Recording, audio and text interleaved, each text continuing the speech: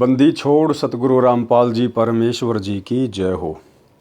परमपिता परमात्मा सारी सृष्टि के रचनहार, कुल मालिक, असंख्य ब्रह्मांडों के स्वामी, जगत गुरु, तीनों लोकों में प्रवेश करके सबका भरण पोषण करने वाले राजाधिराज, आत्माधार, नाथों के नाथ, देवों के देव महादेव, सर्वेश्वर महेश्वर, मृत्युंजय, अजरो अमर, आदि अनादि सनातनी प्रभु, जगत पिता जगदीश्वर, श्री श्री 1008 की उपाधि के वास्तविक अधिकारी, अकाल मूरत सौद स्वरूपी राम वासुदेव, सर्वगतम ब्रह्म, परम पूज्य, प्रथम पूज्य, परम संत, परम पुरुष, परम धनी, परम दयालु, सत्य कबीर, हक्का कबीर, अल्लाह कबीर, अल्लाह अकबर, बाखबर, अल्लाह ताला, जगत के तारणहार, जगत के मुक्तिदाता, जगत के जगन्नाथ, हारे के सहारे, हिंदुओं के राम, मुसलमानों के अल्लाह, सिखों के वाहिगुरु, ईसाइयों के मसीह, दया के सागर दयानिधि, करुणा के सागर करुणानिधि, स्वयंभू परिभू, संकट मोचन, कष्ट हरण, मंगल करण, दुख भंजन, अविगत कबीर, निर्विकार निर्विषम परमात्मा,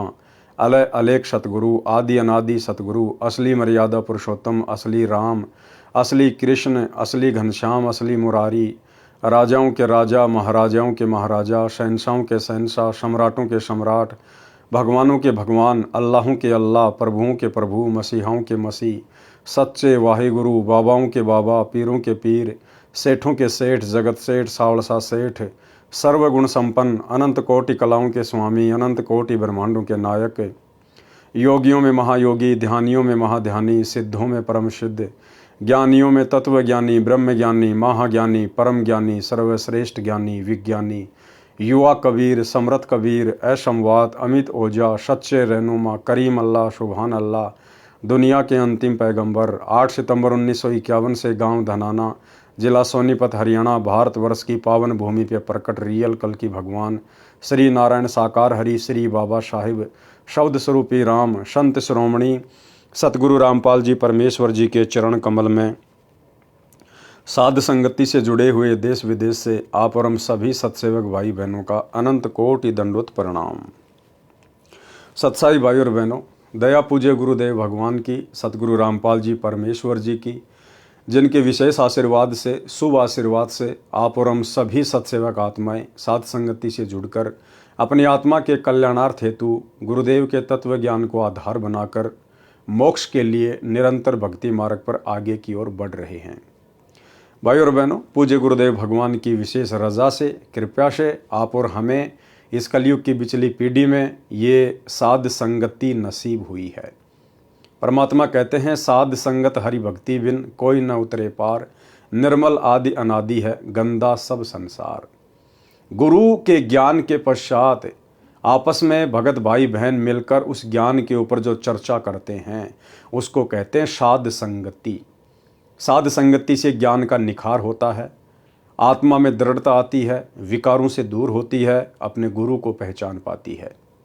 तो भाई और बहनों, आप और हमारे पर विशेष रजा पूज्य गुरुदेव जी की, और आने वाले समय में जिन जिन आत्माओं को मोक्ष प्राप्त करना होगा उन सभी आत्माओं को साध संगति से जुड़ना होगा, क्योंकि ये परमेश्वर के मिशन का एक मुख्य हिस्सा है। यही गुरुदेव भगवान का यथार्थ 13वां कबीर पंथ है।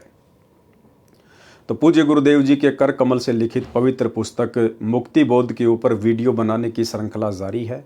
इसी श्रृंखला में आज हमारा ये 21वें नंबर का वीडियो है। प्रत्येक वीडियो में सतगुरुदेव भगवान के आशीर्वाद से आप और हमें भक्ति मार्ग के विषय में बहुत कुछ सीखने और समझने को मिलता है। तो भाई और बहनों, आज की वीडियो में हम आगे बढ़ते हैं। पवित्र पुस्तक मुक्ति बोध, पेज नंबर 227, कथा शंकर जी का मोहिनी स्त्री के रूप पर मोहित होना। शंकर जी 3 लोक में तमोगुण के प्रधान देवता, उनका मोहिनी के ऊपर विषय वासनाओं में फंसकर काल प्रेरणा से मोहित हो जाना। बहुत सारी शिक्षाएं गुरुदेव भगवान के आशीर्वाद से हमें इन पवित्र पुस्तकों से मिलती हैं, और ये वीडियो बनाने का मकसद यही है कि हम उन गलतियों से बचें जिन गलतियों के कारण आज इन 3 लोक के भगवानों के नाम पर दाग लग चुका है, इनके चरित्र पर दाग लग चुका है। और कोई ये ना सोचे कि मैं तो कुछ भी कर लूँगा, छुपा लूँगा, किसी के सामने बात नहीं आएगी। जब इन तीन लोक के भगवानों की जो बातें हैं, इनका जो चरित्र है, इनके जो कर्म कुकर्म हैं, जो पिछले लाखों वर्षों से छुपते छुपाते आ रहे थे, लेकिन इस कलयुग की पिछली पीढ़ी में उन सब का पर्दाफाश हो गया, सबकी पुस्तक ओपन हो गई। जब ये काल बली 21 ब्रह्मांड का स्वामी, ये ज्योति निरंजन अपने कर्म कुकर्म नहीं छुपा पाया, तो भला आप और हम 2 कौड़ी के जीवों की क्या औकात है। यदि हम समय रहते सतगुरु की शरण में नहीं आए, बुराइयों से किनारा करके भक्ति मार्ग पर नहीं लगे, तो फिर आप और हमारी क्या औकात, जो आप और हमारे कर्म कुकर्म सामने नहीं आएंगे, जन्म जन्मांतरों के सामने आ जाएंगे। तो भाई और बहनों, आज मौका है।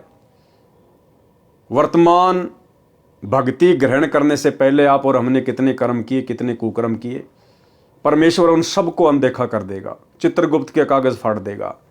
यदि हमारी नीयत शुद्ध हो गई, साफ हो गई, और यदि हम मोक्ष मार्ग पर आगे बढ़ चले तो।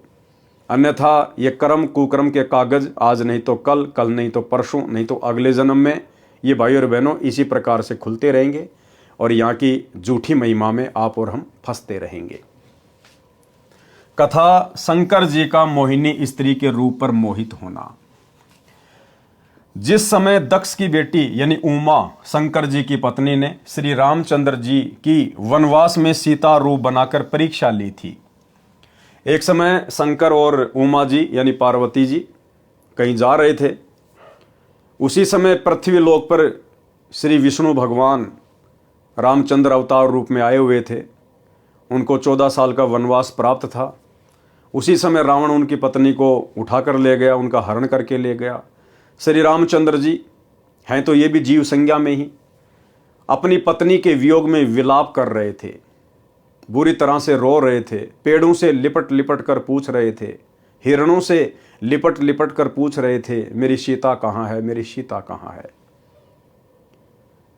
ऊपर से श्री शंकर जी ने उनको प्रणाम किया शीश झुकाकर। तो पार्वती ने कहा कि हे भगवान, आप किसको नमन कर रहे हैं। तो शंकर जी ने कहा कि नीचे भगवान विष्णु जो रामचंद्र रूप में आए हुए हैं उनको नमन कर रहा हूं। तो पार्वती जी को अपने पति की उस बात पर यकीन नहीं हुआ।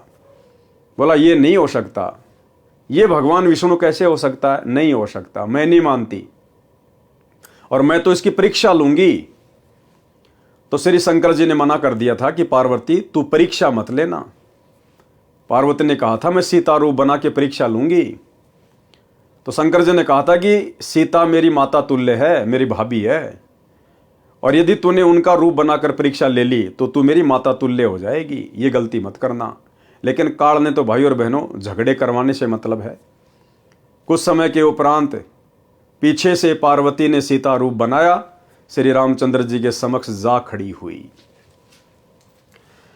जिस समय दक्ष की बेटी यानी उमा, शंकर जी की पत्नी, ने श्री रामचंद्र जी की वनवास में सीता रूप बनाकर परीक्षा ली थी, श्री शिव जी ने ऐसा न करने को कहकर घर से बाहर चले गए थे। सीता जी का अपहरण होने के पश्चात श्री राम जी अपनी पत्नी के वियोग में विलाप कर रहे थे यानी रो रहे थे।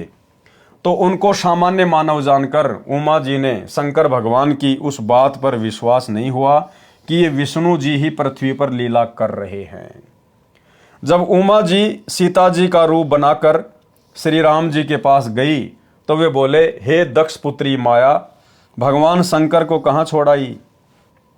इस बात को श्री राम जी के मुख से सुनकर उमा जी लज्जित हुई और अपने निवास पर आ गई।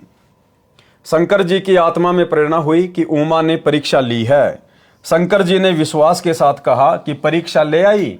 उमा जी ने कुछ संकोच करके भय के साथ कहा कि परीक्षा नहीं ली अविनाशी। शंकर जी ने सती जी को हृदय से त्याग दिया था, पत्नी वाला कर्म भी बंद कर दिया, बोलना भी बंद कर दिया। तो सती जी अपने घर राजा दक्ष के पास चली गई।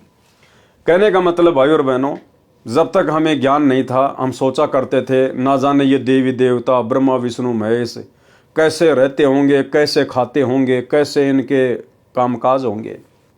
अब इन कथाओं से गुरुदेव भगवान ने आप और हमारा मोतियाबिंद हटा दिया कि ये भी जीव संज्ञा में है, जीव संज्ञा में। जैसे घर घर में लड़ाई झगड़ा, पति का पत्नी के साथ, सास ससुर के साथ, ऐसा ही वहां पर है। यहां से भी बुरा काम है ऊपर ऊपर के लोकों में। पार्वती जी अपने पति की बात नहीं मानती है। और जब शंकर जी ने पूछा कि ले आई परीक्षा, तो पार्वती जी ने अपने पति से झूठ बोल दिया, जैसे कि यहां की आम सांसारिक औरतें बोल देती हैं। ऐसे ही पार्वती जी ने भी शंकर जी से झूठ बोल दिया कि नहीं नहीं भगवान, मैं परीक्षा लेके नहीं आई। लेकिन शंकर जी को तो पता चल गया काल प्रेरणा से कि ये परीक्षा लेके आई है। उसके बाद शंकर जी अपनी पत्नी से नाराज हो गए, जैसे यहाँ के लोग छोड़ देते हैं, त्याग देते हैं, तलाक दे देते हैं, शारीरिक संबंध बनाना छोड़ देते हैं। ऐसे ही भगवान शंकर ने पार्वती के साथ पति पत्नी मिलन करना छोड़ दिया, उनको हृदय से त्याग दिया कि तू मेरी पत्नी नहीं है, तूने मेरे से झूठ क्यों बोला, मैं तो तेरे को अपने प्राणों से ज्यादा चाहता था, तेरे ऊपर इतना विश्वास करता था, और तूने मुझे ही झूठ बोल दिया। तो शंकर जी ने अपनी पत्नी को दिल से त्याग दिया, जैसे यहाँ के लोग छोटी छोटी बातों को लेकर और तलाक दे देते हैं। शंकर जी ने सती जी को हृदय से त्याग दिया था, पत्नी वाला कर्म भी बंद कर दिया, बोलना भी बंद कर दिया। तो सती जी अपने घर राजा दक्ष के पास चली गई। राजा दक्ष ने उसका आदर नहीं किया। अब पार्वती का पिता राजा दक्ष, वो पहले से ही उससे नाराज था, क्योंकि पार्वती ने अपनी मर्जी से शंकर जी के साथ में लव मैरिज की थी। लव मैरिज जैसे यहाँ की लड़कियां कर लेती हैं माता पिता की रजामंदी के विरुद्ध, ऐसे ही पार्वती जी ने शंकर जी के साथ शादी कर ली थी। इस बात से राजा दक्ष अपनी पुत्री से नाराज चल रहा था। तो सेम टू सेम भाई और बहनों, वही रामायण, वही बातें, घर घर में लड़ाई झगड़ा, मन मुटाव, राग द्वेष, ईर्ष्या, यहां से कहीं ज्यादा गंदगी ऊपर के लोकों में है, जिसको हम सुरक कहते हैं। राजा दक्ष ने उसका आदर नहीं किया, क्योंकि उसने शिव जी के साथ विवाह पिता की इच्छा के विरुद्ध किया था। राजा दक्ष ने हवन कर रखा था, हवन कुंड में छलांग लगाकर सती जी ने प्राणांत कर दिया था। अब जिस समय पार्वती यानी सती अपने पिता राजा दक्ष के घर पे गई शंकर जी से नाराज होके, उधर मनमाना आचरण करते हुए शास्त्रों के विरुद्ध हवन यज्ञ शुरू करवा रखा था। एक बड़ा सा हवन तैयार कर रखा था, खड्डा खोद के लकड़ियां डाल रखी थी, पंडित लोग घी के पीपे ठोक रहे थे, स्वाहा, वो स्वतंत्र कर्म था। और नाराज होकर सती उसी में छलांग मार गई कि मैं करवाती हूं तेरा यज्ञ पूर्ण। वही सारी की सारी बातें, ये मनमाना आचरण होता है भाई और बहनों। अगर उस समय राजा दक्ष शास्त्रों के विरुद्ध मनमाना आचरण नहीं कर रहा होता, आप और हम भगत भाई बहनों की तरह यदि उसको तत्व ज्ञान प्राप्त होता, कोई पूर्ण सतगुरु मार्गदर्शक के रूप में प्राप्त होता, तो वो भी जैसे आप और हम प्रतिदिन हवन करते हैं एक दीपक खड़ी बत्ती वाला, उसी प्रकार से करता। उस हवन कुंड वाले यज्ञ से तो लाखों गुना ज्यादा उत्तम उसको लाभ मिलता, और ना उसकी बेटी सती उसमें छलांग मार के मरती। परंतु स्वतंत्र कर्म इस काल में हमारे पीछे लगा रखे हैं 25%, यानी काल ने हमारे को 25% स्वतंत्र कर्मों की छूट दे रखी है कि तुम अपने कर्म बना भी सकते हो और बिगाड़ भी सकते हो।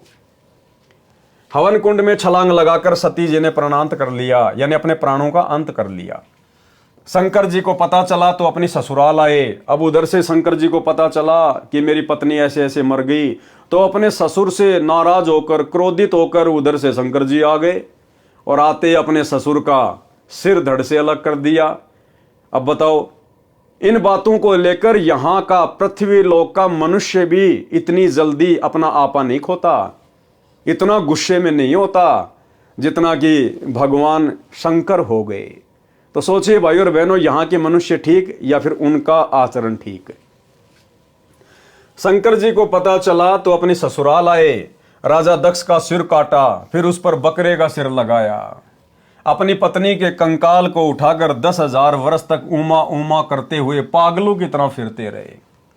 भाई और बहनों, आम समाज में आप देख लीजिए, हम जिस गांव नगर मोहल्ले में रहते हैं, अगर किसी की पत्नी मर जाती है, निधन हो जाता है, वो व्यक्ति चिल्लाता नहीं है, रोता नहीं है। और यहां भगवान शंकर जिनकी भक्ति करके हम मोह माया से दूर होना चाहते हैं, मोक्ष प्राप्त करना चाहते हैं, ये स्वयं काल प्रेरणा से मोह माया में किस कदर लिपटे हुए हैं। शंकर जी अपनी पत्नी के जले हुए उस कंकाल को, शरीर को सीने से लगाकर 10,000 वर्ष तक पागलों की तरह ना कुछ खाया, ना कुछ पिया, ना नहाने धोने पैरने की सुध, पागलों की तरह विचरण करते हुए हाय सती, जैसे बंदरिया का बच्चा मर जाता है, मरे हुए को अपना समझकर मोह माया में अपने सीने से लगाकर चिपका के रखती है। तो इसी प्रकार भगवान शंकर की हालत थी। अब सोचिए भाई और बहनों, इस काल ने सबसे ज्यादा ये गंदगी मोह माया की इन भगवानों को लगा रखी है या हम जीवों को लगा रखी है। आप और हम जीवों के ऊपर दया हो सकती है क्योंकि हम पृथ्वी पर हैं, मनुष्य रूप में हैं। मोक्ष का ये मुक्ति खेत है। इस 21 ब्रह्मांड में केवल पृथ्वी लोक पर ही मोक्ष संभव है, मनुष्य योनि में। इसलिए परमेश्वर ने आप और हमारे ऊपर रजा की हुई है, दया की हुई है। आप और हम इतना मोह माया में नहीं धसे हुए, नहीं फंसे हुए। आप और हम थोड़ा बहुत बुद्धि विवेक का इस्तेमाल कर लेते हैं, हमें समझाने वाले लाख लोग मिल जाते हैं, लेकिन वहां ऐसा नहीं है। आप और हमसे ज्यादा बुरी हालत मोह माया को लेकर, राग द्वेष ईर्ष्या को लेकर, रजोगुण को लेकर, तमोगुण को लेकर, शतोगुण को लेकर इन भगवानों की है, जिन भगवानों की भक्ति करके हम मोक्ष प्राप्त करना चाहते थे। अपनी पत्नी के कंकाल को उठाकर 10,000 वर्ष तक ऊमा ऊमा करते हुए पागलों की तरह फिरते रहे। एक दिन भगवान विष्णु जी ने सुदर्शन चक्र से उस कंकाल को टुकड़े टुकड़े कर दिया। किसने? भगवान विष्णु ने। रियल भगवान विष्णु, कबीर परमात्मा सतगुरु रामपाल जी ने। उस विष्णु ने नहीं, त्रिलोकीय विष्णु ने नहीं, लक्ष्मी के पति ने नहीं। रियल में विष्णु कौन है? अग्ने तनुरअसी विष्णवे तवा सोमस्य तनुरअसी, कबीर अंगारी असी बम्भारी असी, सवर ज्योति रित धामा असी। जो तीनों लोकों में प्रवेश करके सबका पालन पोषण करता है, वो है असली विष्णु। तो सतगुरु रामपाल जी परमेश्वर जी ने, इस कबीर परमात्मा ने विष्णु का रूप धारण करके और उस कंकाल के टुकड़े टुकड़े किए। 52 टुकड़े हो गए जो कहीं कहीं पर गिरे। कितने टुकड़े हुए? 52। जहां पर धड़ गिरा वहां पर वैष्णो देवी मंदिर बना, जहां पर आंखें गिरी वहां पर नैना देवी मंदिर बना, जहां पर जीभ गिरी वहां पर ज्वाला जी का मंदिर बना, तथा पर्वत से अग्नि की लपट निकलने लगी। इस प्रकार 52 स्थानों पर यादगार के लिए मंदिर बनाए गए, जो 52 द्वारे कहे जाते हैं। अब देखो भाई और बहनों, दोनों शक्तियां परस्पर बराबर अपना काम करती हैं, काल और दयाल। काल का भी सहयोग होता है हर घटना में, और सूक्ष्म रूप में इस कबीर परमात्मा सतगुरु रामपाल जी भगवान का भी उसमें सहयोग होता है। भाई और बहनों, काल ने तो यह सोचकर इस घटना को अंजाम दिलवाया था कि मैं अपने पुत्र विष्णु में प्रेरणा करके और उस सती के कंकाल के टुकड़े करवा के 52 जगह पे अलग अलग फिकवा दूंगा और अलग अलग वहां पे द्वारे बनवा दूंगा, पूजा स्थल बनवा दूंगा, यादगारें बनवा दूंगा, और मैं इन दुनिया वालों को इस पाखंड पूजा में उलझा दूंगा। कोई वैष्णो देवी जाएगा, कोई नैना देवी जाएगा, कोई कहीं जाएगा, और ये दुनिया इस पाखंड पूजा में इस कदर उलझी रहेगी कि जब वो पूर्ण परमात्मा आएगा इस पृथ्वी पर कलयुग की बिचली पीढ़ी में, तो कोई भी उसकी बात को ना माने और ये दुनिया इन पाखंडों वाली जगहों पर धक्के खाते रहे। तो काल ने तो आप और हम जीव आत्माओं को भक्ति से भटकाने के लिए, शास्त्र विरुद्ध साधना में लगाकर हमारे कर्म फुड़वाने के लिए इस प्रकार की ये लीला की। लेकिन ये मालिक दयालु है, विष्णु का रूप बना के ये आ गए और इन्होंने कर दिए टुकड़े। अब इनकी क्या लीला थी उसके पीछे? इनकी लीला यह थी कि जब तक वो कलयुग की बिचली पीढ़ी वाला समय नहीं आता है, तब तक इन आत्माओं को किसी भी तरह से भक्ति से जोड़ के रखना है, क्योंकि वो समय नहीं था, सतयुग त्रेता द्वापर, वो मोक्ष प्राप्ति का समय नहीं था। तो परमात्मा ने आप और हम आत्माओं को किसी भी तरह से धार्मिकता से जोड़ के रखना था। तो इसमें परमात्मा की भी रजामंदी थी कि इन यादगारों पर ये आते रहेंगे, जाते रहेंगे, कोई साधु संत इनको मिलेगा, यानी परमात्मा खुद ही साधु संत रूप में वहां आएंगे, आत्माओं को मिलेंगे, ज्ञान समझाएंगे, अपने शरण में लेते रहेंगे, बैटरी चार्ज करते रहेंगे, मनुष्य जन्म देते रहेंगे। इसलिए तो परमेश्वर अपनी वाणी में कहते हैं कि मेले खेले जाइए, और मेले बड़ा मिलाप है भाई, पत्थर पानी पूजते कोई साधु संत मिल जाते। कि जब तक आपको पूर्ण सतगुरु की प्राप्ति नहीं होती है, जब तक आपको पूर्ण परमात्मा नहीं मिलता है गुरु रूप में, तब तक आप इन तीर्थ स्थानों पर जाते रहिए, मेले वगैरह में जाते रहिए, जहां पर भी धार्मिक आयोजन होते हैं। ना जाने कोई साधु संत आपको मिल जाए, कोई भगत भाई आपको पुस्तक बांटता हुआ मिल जाए, कोई आपको पैम्पलेट बांटता हुआ मिल जाए, और ये ज्ञान आपके कानों में पड़ जाए। तो भाइयों और बहनों, इस प्रकार से इन दोनों शक्तियों का खेल जब से 21 ब्रह्मांड की रचना हुई है, तब से इसी प्रकार चल रहा है। काल हमें उलझाता है और सतगुरु हमें उसी की चाल से अपना दाव खेलकर सुलझाता है।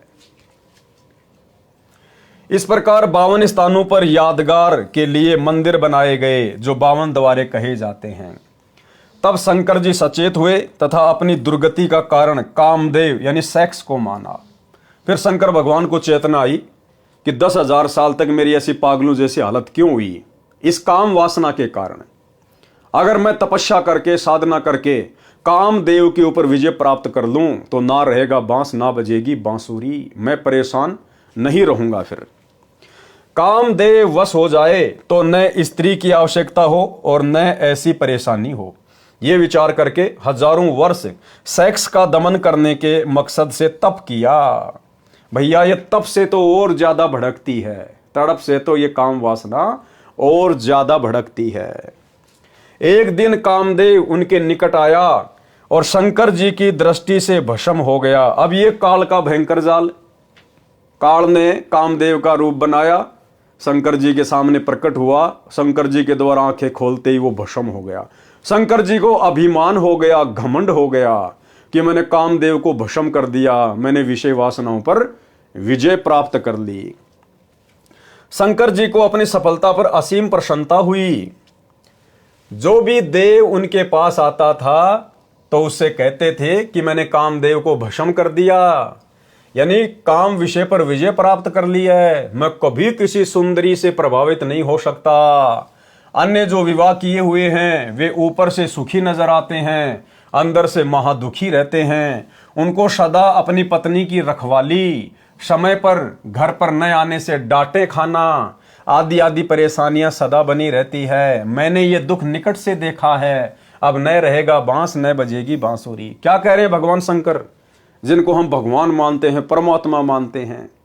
क्या कह रहे हैं कि मेरे साथ ये घटनाएं घट चुकी है। जब मैं घर पर समय पर नहीं जाता था, लेट सेट हो जाता था, तो पार्वती मुझे डांट मारा करती थी, मुझे डांटा करती थी। कहां था, क्यों नहीं आया 2 दिन, इतना लेट क्यों हो गया, क्या मजाक बना रखा है। जैसे हम यहां पर लड़ाई झगड़े कर लेते हैं आपस में पति पत्नी। देखो खुद कह रहे हैं, क्या कहा, अंदर से मां दुखी रहते हैं, उनको सदा अपनी पत्नी की रखवाली करनी पड़ती है, और समय पर घर पर न आने से डांटे खाना आदि आदि परेशानियां सदा बनी रहती है। और क्या कह रहे भगवान शंकर, मैंने ये दुख निकट से देखा है, यानी मैंने भोगा है ये सब कुछ, मैंने डांटे खाई है। अब न रहेगा बांस, न बजेगी बांसुरी। तो भाई और बहनों, शिक्षा हमने भी लेनी है, और शिक्षा ये है कि भगवान शंकर ने तप किया, बहुत अच्छी बात है, लेकिन अभिमान नहीं होना चाहिए। लेकिन शास्त्र विरुद्ध साधना करने वाले तपस्वी को, साधक को अभिमान हुए बिना रहता नहीं, क्योंकि उसको तत्व ज्ञान प्राप्त नहीं होता है, उसको भक्ति की, ज्ञान की जड़ का पता नहीं होता है, और वह अहंकार में फूल जाता है। तो वैसे तो आप और हम सभी सत्सेवक भाई बहनों के साथ ऐसा नहीं होगा, क्योंकि गुरुदेव भगवान ने हमें तत्व ज्ञान दिया है, हमें आदि और अंत की जानकारी दे दी है। फिर भी जानकारी होना बहुत जरूरी है, क्योंकि वर्तमान में परमेश्वर ने साथ संगति से जोड़कर ये विशेष रजा, विशेष मेहर, विषय वासनाओं से दूर करने की आप और हम चंद आत्माओं के ऊपर बख्शी है।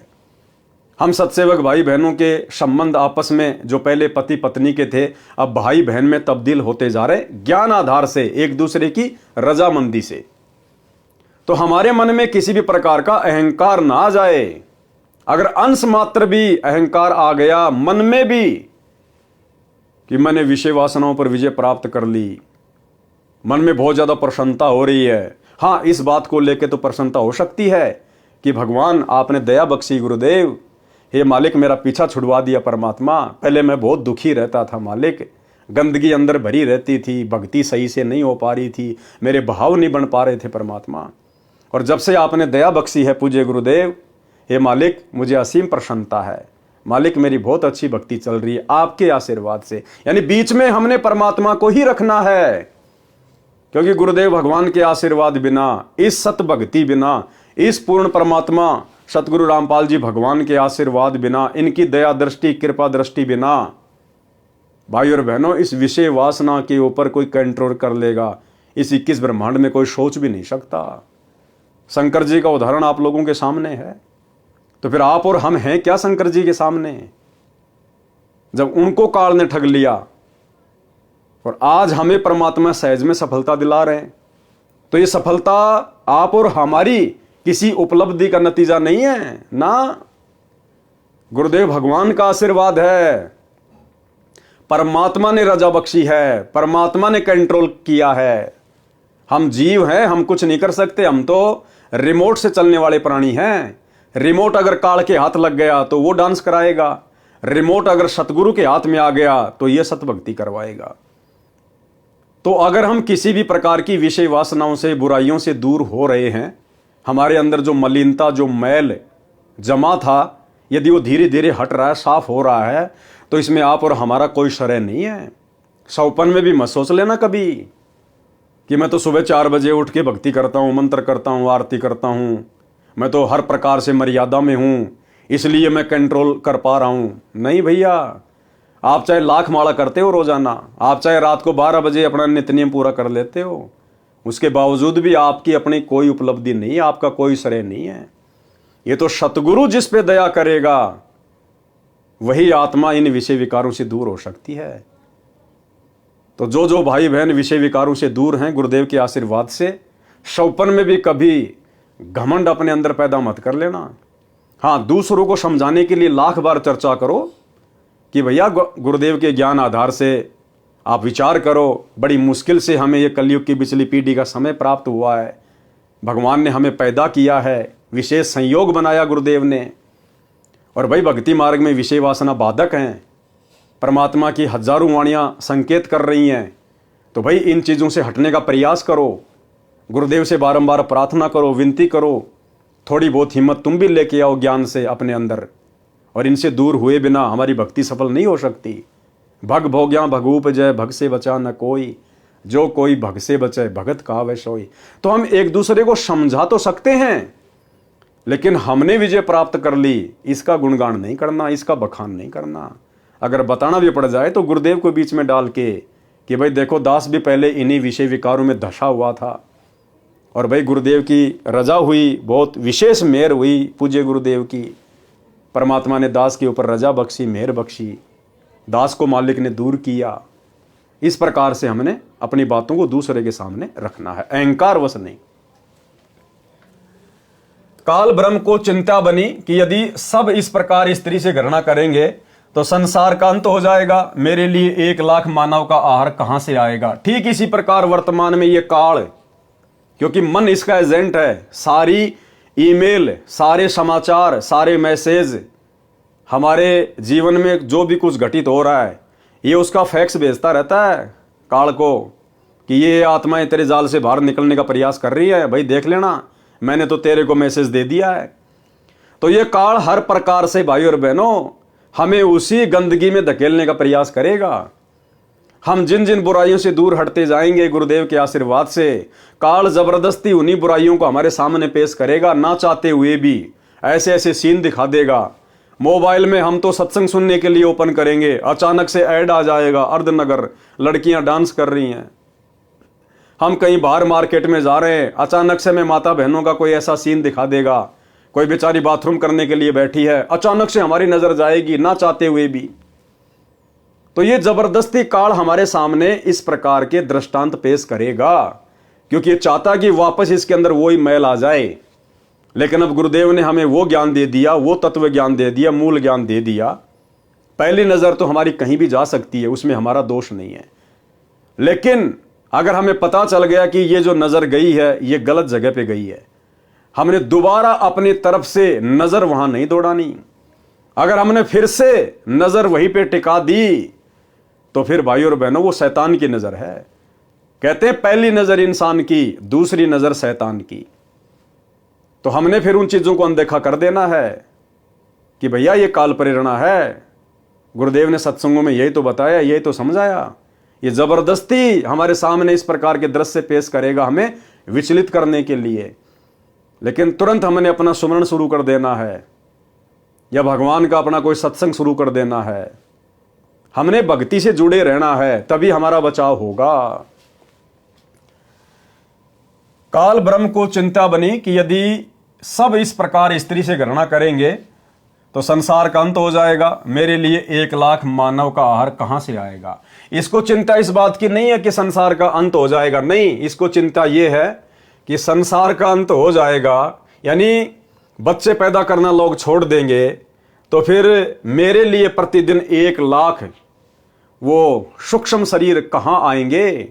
क्योंकि इसको तो श्राप लगा हुआ ना, प्रतिदिन 1 लाख सूक्ष्म शरीर की वासना तपतशिला पर निचोड़ निचोड़ के पीने का, खाने का। तो इसको अपने भोजन की चिंता है। इस उद्देश्य से नारद जी को प्रेरित किया। एक दिन नारद मुनि जी आए, उनके सामने भी अपनी कामदेव पर विजय की कथा सुनाई। नारद जी ने भगवान विष्णु को यथावत सुनाई। श्री विष्णु जी को काल ब्रह्म ने प्रेरणा की, भाई की परीक्षा करनी चाहिए कि ये कितने खरे हैं। काल ब्रह्म की प्रेरणा से एक दिन शिव जी विष्णु जी के घर के आंगन में आकर बैठ गए। सामने बहुत बड़ा फलदार वृक्षों का बाग था। भिन्न भिन्न प्रकार के फूल खिले थे, बसंत जैसा मौसम था। श्री विष्णु जी शिव जी के पास बैठ गए, कुशल मंगल जाना। फिर विष्णु जी ने पूछा, सुना है कि आपने काम पर विजय प्राप्त कर ली है। शिव जी बोले, हाँ, मैंने कामदेव का नाश कर दिया है। ये नहीं कहा कि मैंने परमेश्वर की रजा से, उनके आशीर्वाद से तप करके, भक्ति करके और इस कामदेव पर विजय प्राप्त की है। सीधा क्या कहा, हाँ, मैंने कामदेव पर विजय प्राप्त कर ली है। कुछ देर बाद शिव जी के मन में प्रेरणा हुई कि भगवान, मैंने सुना है कि सागर मंथन के समय आप जी ने मोहिनी रूप बनाकर राक्षसों को आकर्षित किया था। आप उस रूप में कैसे लग रहे थे, मैं देखना चाहता हूं। पहले तो बहुत बार विष्णु जी ने मना किया, परंतु शिव जी के हट के सामने स्वीकार किया और कहा कि कभी फिर आना, आज मुझे किसी आवश्यक कार्य से कहीं जाना है। यह कहकर विष्णु जी अपने महल में चले गए। अब विष्णु जी तो अपने महल में चले गए, अब पीछे से कबीर परमेश्वर सतगुरु रामपाल जी भगवान ने फिर मोहिनी का रूप धारण किया। मोहिनी का रूप धारण है, क्योंकि भाई और बहनों, हम सब इसी की आत्मा है और आत्मा में यदि अहंकार आ गया तो ये परमात्मा उसको चकनाचूर किए बिना छोड़ता नहीं है। और आज एक उदाहरण पेश करना था परमात्मा ने कि काल प्रेरणा क्या होती है। ये भगवान भी काल के वशीभूत हैं, ब्रह्मा विष्णु महेश 33 करोड़ देवी देवता। और इस नकली भक्ति से विषय वासनाओं पर कंट्रोल नहीं किया जा सकता जब तक ये तत्व ज्ञान नहीं मिलेगा, सतगुरु का पूर्ण मोक्ष मंत्र नहीं मिलेगा। तो परमेश्वर ने उदाहरण भी पेश करने थे। ये कहकर विष्णु जी अपने महल में चले गए। शिव जी ने कहा कि जब तक आप वह रूप नहीं दिखाओगे मैं भी जाने वाला नहीं हूं। अब ये हठ धर्मिता है, हठ धर्मिता। अब देखो, ये बच्चों जैसी बात काल प्रेरणा से शंकर जी कर बैठे कि जब तक आप अपना वो रूप नहीं दिखाओगे मैं भी यहां से नहीं जाने वाला। तो ये हठ धर्मिता आप और हम भक्तों ने कभी अपने जीवन में नहीं करनी है। मैं भी जाने वाला नहीं हूं। कुछ ही समय के बाद शिव जी की दृष्टि बाग के एक दूर वाले कोने में एक अप्सरा पर पड़ी जो सुंदरता का सूर्य थी। गुरुदेव भगवान सतगुरु रामपाल जी परमात्मा अप्सरा का रूप धारण करके, मोहिनी का रूप धारण करके और शंकर जी को दिखाई दिए उस बगीचे में एक कोने में। इसी प्रकार भाइयों और बहनों, ये परमात्मा आप और हमारी परीक्षा लेने के लिए इस कलयुग की बिचली पीढ़ी में कि मेरे बच्चों के ऊपर मेरे ज्ञान का कितना असर हुआ है, इसी प्रकार से किसी भी औरत का रूप बनाकर आप और हमारे सामने भी पेश हो सकते हैं। इस प्रकार की अश्लील हरकतें भी करेगा ये भगवान, आप और हमें रिझाने का प्रयास भी करेगा, अश्लील संकेत भी करेगा हमें चेक करने के लिए।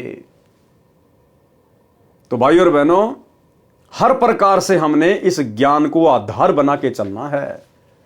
अब कौन था वो अप्सरा? हमारे गुरुदेव भगवान, ये कबीर परमात्मा। इधर उधर देखकर शिव जी उसकी ओर चल पड़े। जो जो निकट गए तो वह सुंदरी अधिक सुंदर लगने लगी और वह अर्धनग्न वस्त्र पहने थी। कभी गुप्तांग वस्त्र से ढक जाता तो कभी हवा के झोंके से आधा हट जाता। सुंदरी ऐसे भाव दिखा रही थी जैसे उसको कोई नहीं देख रहा। जब शिवजी को निकट देखा तो शर्मसार होकर तेज चाल से चल पड़ी। शिवजी ने भी गति बढ़ा दी।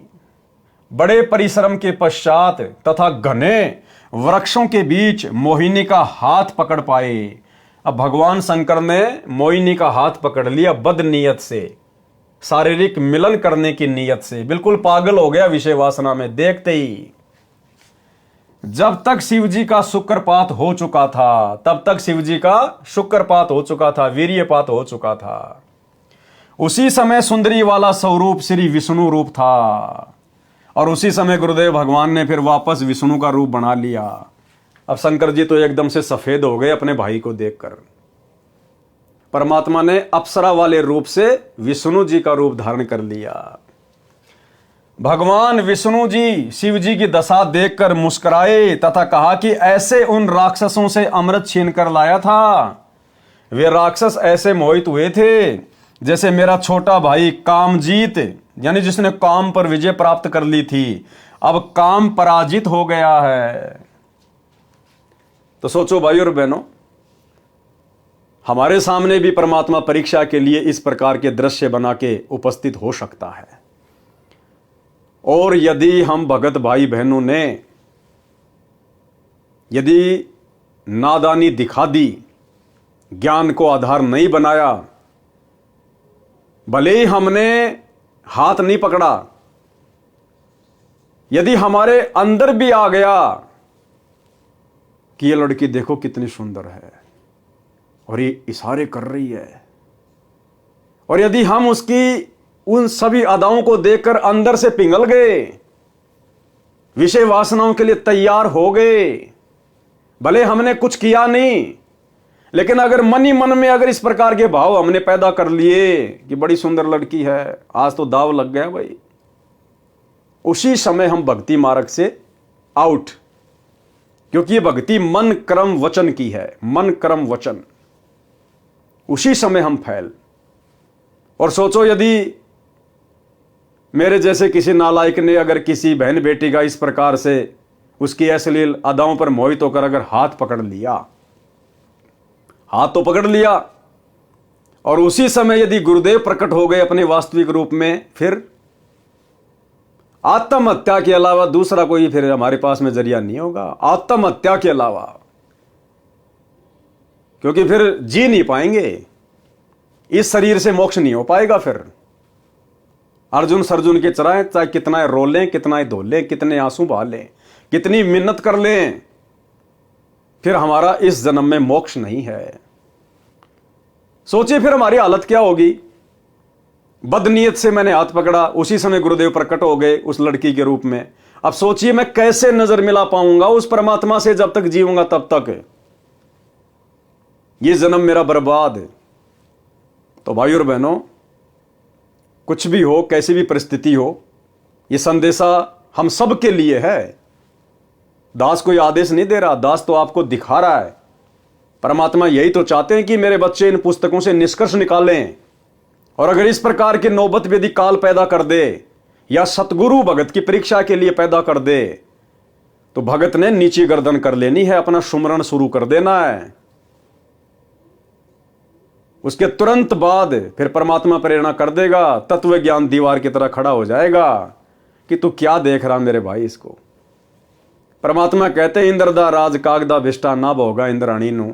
सतलोक जाने की हम बातें कर रहे हैं और कह रहे हैं कि इंद्र की इंद्राणी जो सबसे सुंदर है, हम तो उसको भी ठोकर मारते हैं।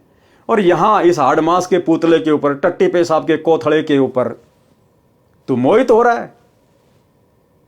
अरे याद कर अपने भगत भाई बहनों को, अब्राहिम सुल्तान को 16,000 औरतें थी, एक से एक नवेली, उनको त्याग दिया, ठोकर मार दी, वैराग्य हो गया।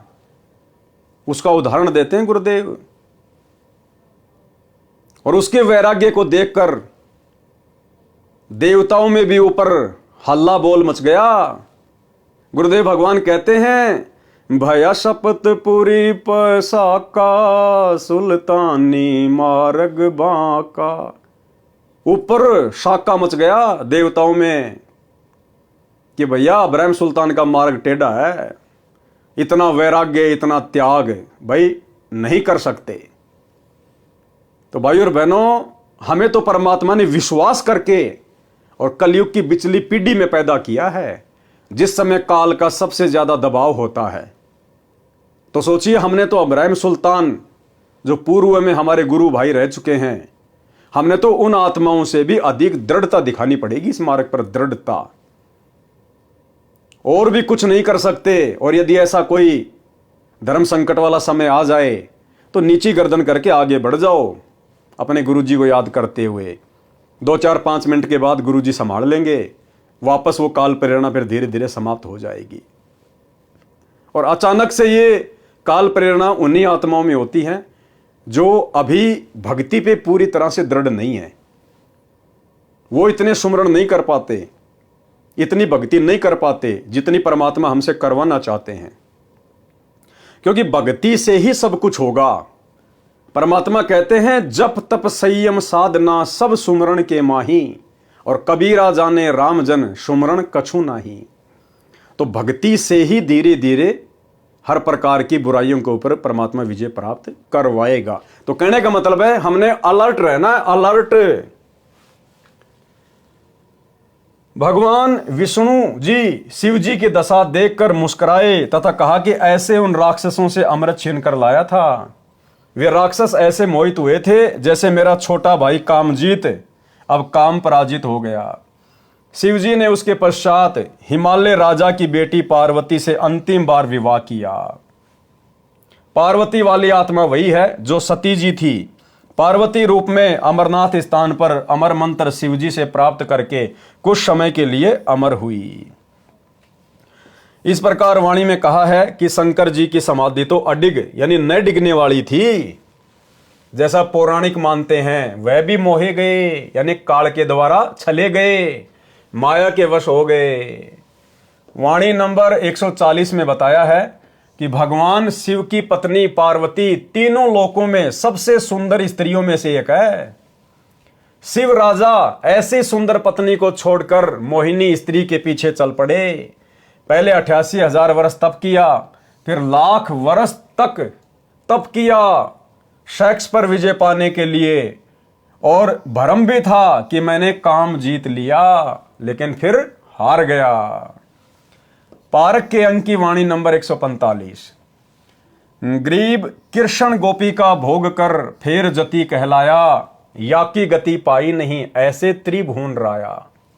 सरलार्थ, श्री कृष्ण जी के विषय में श्रीमद् भागवत सुधा सागर में प्रमाण है कि श्री कृष्ण मथुरा वृंदावन की गोपियों यानी गोपों की स्त्रियों के साथ संभोग यानी सेक्स किया करते थे। वे फिर भी जति कहलाए। जति कौन होता है? अपनी स्त्री के अतिरिक्त अन्य की स्त्री से कभी संभोग न करने वाला या पूर्ण रूप से ब्रह्मचारी को जति कहते हैं। उसका भेद ही नहीं पाया। ऐसे ये 3 लोक के मालिक श्री कृष्ण के अंदर प्रवेश करके काल ब्रह्म गोपियों से सेक्स करता था। स्त्रियों को तो श्री कृष्ण नजर आता था, काल ब्रह्म सब कार्य गुप्त करता है। तो भाई और बहनों, वर्तमान में यदि इस काल ब्रह्म की ऐसी गुप्त षड्यंत्रकारी लीलाओं से कोई बच सकता है तो केवल सतगुरु का भगत क्योंकि सतगुरु के शब्द में, सतगुरु के ज्ञान में वो शक्ति है। अगर मर्यादा में रहेंगे तो ये निकट नहीं आएगा। वाणी नंबर 142 से 144। गरीब यो बीजक विस्तार है, मन की झाल किलोल, पुत्री ब्रह्मा देख कर हो गए डामाडोल। ब्रह्मा जी भी इसके सामने नहीं टिक पाए। गरीब दे तजी दुनिया तजी, शिव सिर मारी थाप, ऐसे ब्रह्मा पिता के काम लगाया पाप। गरीब फेर कल्प करुणा कैरी, ब्रह्मा पिता शुभान, स्वर्ग शमूल जिहान में यो मन है शैतान। यानी विचार करने की बातें हैं भाई और बहनों।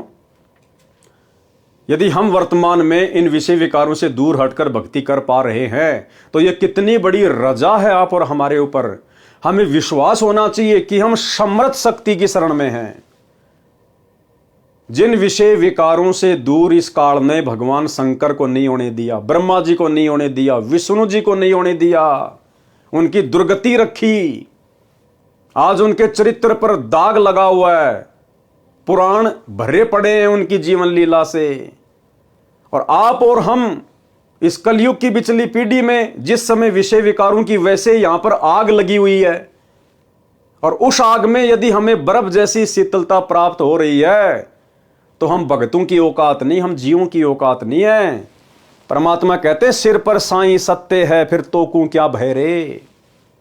ये समर्थ साई सतगुरु रामपाल जी भगवान, अगर इनका साथ आप और हमारे साथ ना हो, चाहे आप संकल्प दीक्षा में हो, चाहे आपने मंत्र दीक्षा ले रखी है, और यदि आप विषय वासनाओं से दूर होकर भाई बहन के रिश्ते कायम करके यदि आप भक्ति कर पा रहे हैं, तो भाई और बहनों ये भूल मत कर देना कि मैंने ज्ञान को समझकर या मेरे कोई पिछले संस्कार मजबूत हैं जिस कारण से मैं विषय विकारों से दूर होकर भक्ति कर रहा हूं। देखो, आप चाहे संकल्प में है चाहे नाम दीक्षा में है, परमात्मा कहते हैं जिस दिन ये आत्मा इस ज्ञान को समझकर और सतगुरु को अपना बाप मान लेती है, अपना पिता मान लेती है, अन्य आन उपासना छोड़ देती है, उसी समय ये परमात्मा उस आत्मा को काल के जाल से बाहर निकालकर अपने पाड़े में खड़ा कर लेता है, भले किसी कारण से उसको नाम दीक्षा भी प्राप्त नहीं है। तो ये नहीं सोचना चाहिए कि मैंने तो संकल्प कर रखा है, मेरे ऊपर तो गुरु जी की दया नहीं होगी। अगर गुरु जी की दया नहीं हो तो आप संकल्प ले ही नहीं सकते, और ले लिया तो आप 1 महीने से ज्यादा उसको निभा नहीं सकते। और उसके बावजूद भी यदि परमेश्वर ने हमारे ऊपर इतनी बड़ी दया कर रखी विषय वासनाओं को लेकर, अन्य नियम मर्यादाओं को लेकर, तो सतगुरु जी ने हमें अपने हाथों पे उठा रखा, हाथों पे। हाँ, अपने गलती से नीचे गिरेंगे तो भाई फिर तो देखो काल तैयार बैठा कुत्ते की तरह पिंडी पाड़ने के लिए। सरलार्थ, एक समय ब्रह्मा जी देवताओं तथा ऋषियों को वेद ज्ञान समझा रहे थे, मन तथा इंद्रियों पर संयम रखने पर जोर दे रहे थे। ब्रह्मा जी की बेटी सरस्वती पति चुनने के लिए अपने पिता की सभा में गई, जिसमें युवा देवता तथा ऋषि विराजमान थे। उनको आकर्षित करने के लिए सब श्रृंगार करके सज धज कर गई थी। अब देखो, ब्रह्मा जी की पुत्री का भी मनमाना आचरण, स्वतंत्र कर्म। और भाई और बहनों, कोई भी आत्मा 21 ब्रह्मांड में यदि स्वतंत्र कर्मों का नाजायज दुरुपयोग करेगी तो उसको सजा भोगनी पड़ेगी। खुद के कर्म फूटेंगे, साथ में दूसरे की फुड़वाएगी।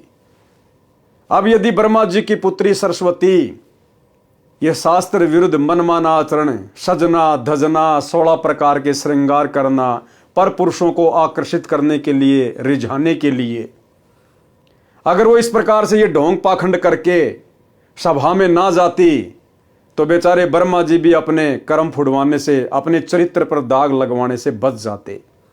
लेकिन सरस्वती का मनमाना आचरण, स्वतंत्र कर्मों का नाजायज दुरुपयोग, साथ में अपने पिता की भी जग में बदनामी करवा दी। अपनी पुत्री की सुंदरता देखकर काम यानी सेक्स के वश होकर, संयम खोकर, विवेक का नाश करके अपनी बेटी से संभोग यानी सेक्स करने को उतारू हो गया था। अब बताओ, इस काल ने ब्रह्मा जी को नहीं छोड़ा, यानी इस पृथ्वी लोक की, स्वर्ग लोक की और ये पाताल लोक की सृष्टि ब्रह्मा जी से शुरू करवाई है काल ने। यानी ब्रह्मा जी को तीनों लोकों का प्रजापति कहा जाता है। अब जब यहां के प्रजापति की, ब्रह्मा जी की ये हालत है, दूसरों को उपदेश दे रहा है, वेद पढ़ा रहा है, और भरी सभा में काल प्रेरित हो गया, काम प्रेरित हो गया, और सभी देवताओं के सामने अपनी ही बेटी की पीछे से बांध भर ली सेक्स करने के लिए।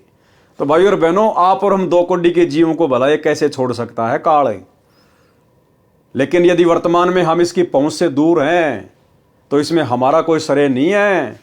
पूज्य गुरुदेव भगवान की रजा, इनकी दया, इनकी मेहर है। ब्रह्मा पाप के भागी बने, मन तो कबीर परमात्मा की भक्ति तथा तत्व ज्ञान से काबू में आता है। मन यानी काल कैसे आता है काबू में? मन तो कबीर परमात्मा की भक्ति। तो आज हम भक्ति किसकी कर रहे हैं? अपने गुरुजी की। तो गुरुजी कौन हुए? कबीर परमात्मा। मन तो कबीर परमात्मा की भक्ति तथा तत्व ज्ञान से काबू में आता है। आज तत्व ज्ञान कौन दे रहा है? गुरुदेव भगवान। तो कौन हुए हमारे गुरुदेव? स्वयं कबीर परमात्मा। वाणी नंबर 146। गरीब बाण लगाया बालिया, प्रभास क्षेत्र के माही, सूक्ष्म देही सुरग गए, यहां कुछ बिछरिया नाही। सरलार्थ, श्री कृष्ण जी के पैर में बालिया नामक शिकारी ने तीर मारा। श्री कृष्ण जी की मृत्यु हो गई, परंतु सूक्ष्म शरीर सहित स्वर्ग चला गया। वाणी नंबर 147 से 149। गरीब दुर्वासा कोपे तहां, समझ न आई नीच, 56 कोटि यादव कटे, मची रुधिर की कीच। गरीब गुद्दड़ गर्भ बनाए कर, कीनी बहुत मजाक, डरिए साईं संत से, सुखदेव बोले शाख। गरीब 10,000 पुत्र कटे, गोपी काव्यो लूटी, गणिका चढ़ी विमान में, भाव भक्ति से छूटी। अब देखो यहां परमात्मा ने हमें 2 शिक्षा दी हैं।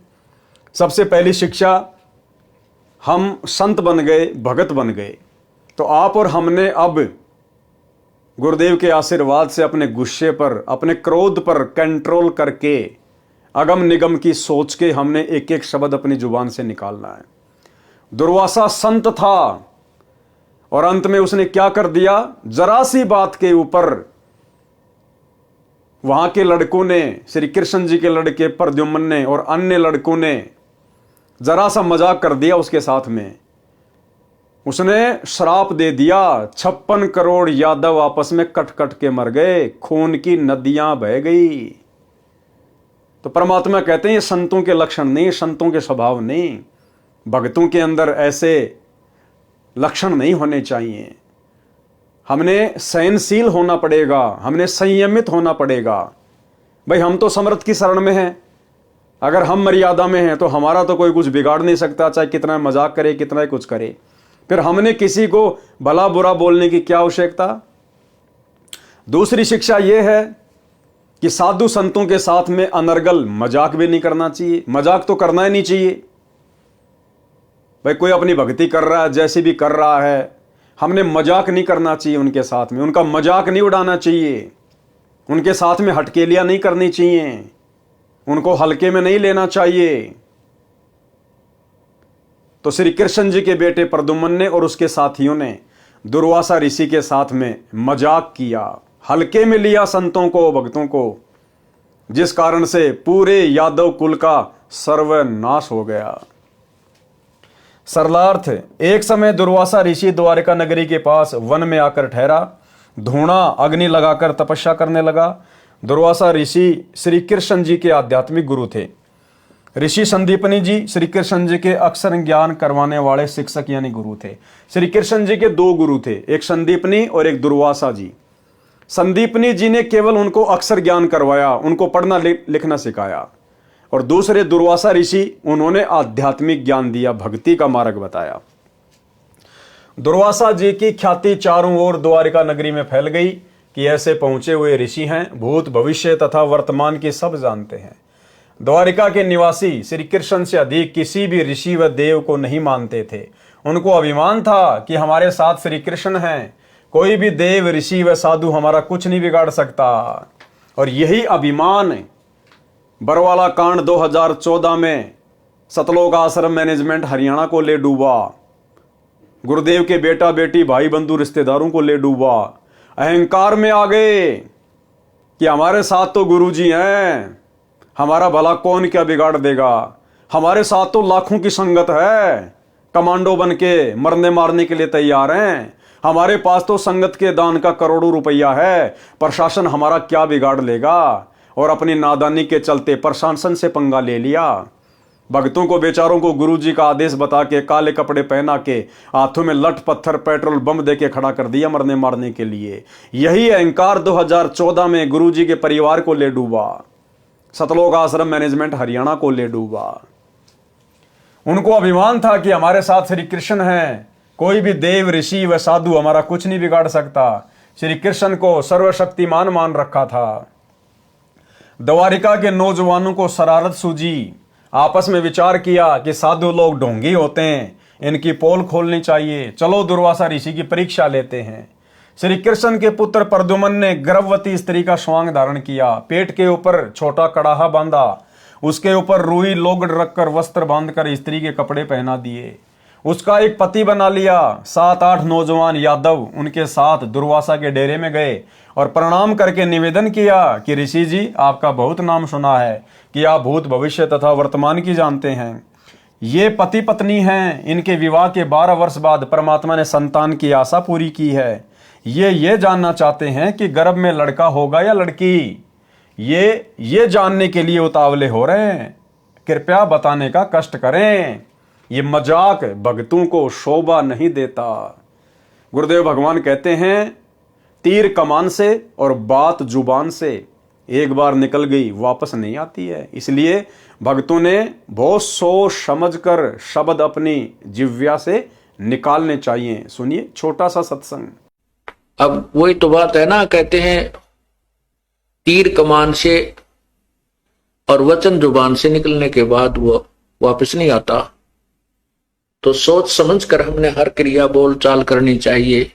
और भाई और बहनों, परमात्मा ने महाभारत का जिक्र करते हुए बताया कि एक छोटे से मजाक के कारण द्रौपदी ने अपना देवर समझकर दुर्योधन के साथ छोटा सा मजाक किया था कि अंधों की संतान अंधी होती है।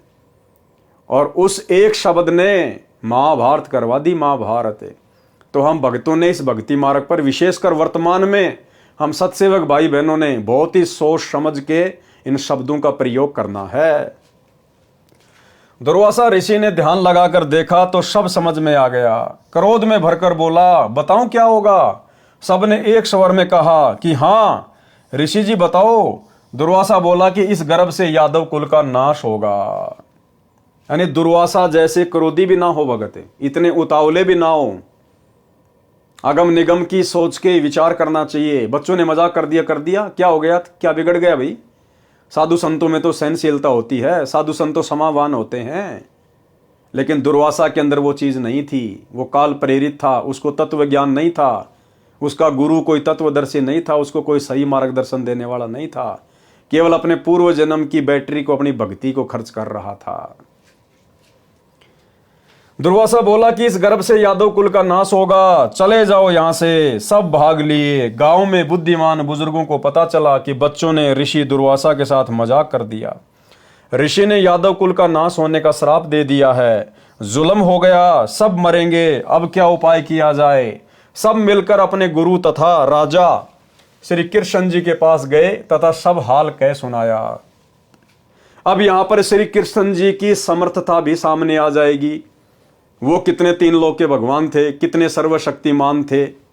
एक दुर्वासा ऋषि के श्राप को नहीं काट पाए, बदल नहीं पाए, अपने यादव कुल को नहीं बचा पाए, अपने रिश्तेदारों को नहीं बचा पाए, अपने खुद के पुत्रों को, अपनी औरतों को नहीं बचा पाए। सबका सर्वनाश हो गया दुर्वासा ऋषि के श्राप के कारण। तो वो काहे के समर्थ थे, काहे के परमात्मा थे, जो मृत्यु से नहीं बचा सकता। असमय अकाल मृत्यु से जो नहीं बचा सका अपने कुल को, अपने परिवार को, भक्तों की बात छोड़ दो, भला उनकी भक्ति से मोक्ष कैसे हो जाएगा। श्री कृष्ण जी से कहा कि इस कहर से आप ही बचा सकते हो। श्री कृष्ण जी ने कहा कि उन सब बच्चों को साथ लेकर ऋषि दुर्वासा के पास जाओ, इनसे क्षमा मंगवाओ, तुम भी बच्चों की ओर से क्षमा मांगो।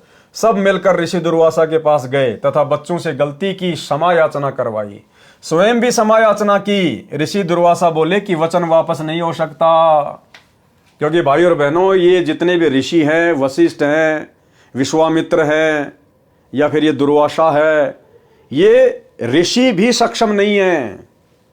जिस प्रकार किसी व्यक्ति के हाथ में बंदूक है और उसने बंदूक से गोली छोड़ दी, अब उसके बस की बात नहीं है वो गोली वापस उसकी बंदूक में आ जाए।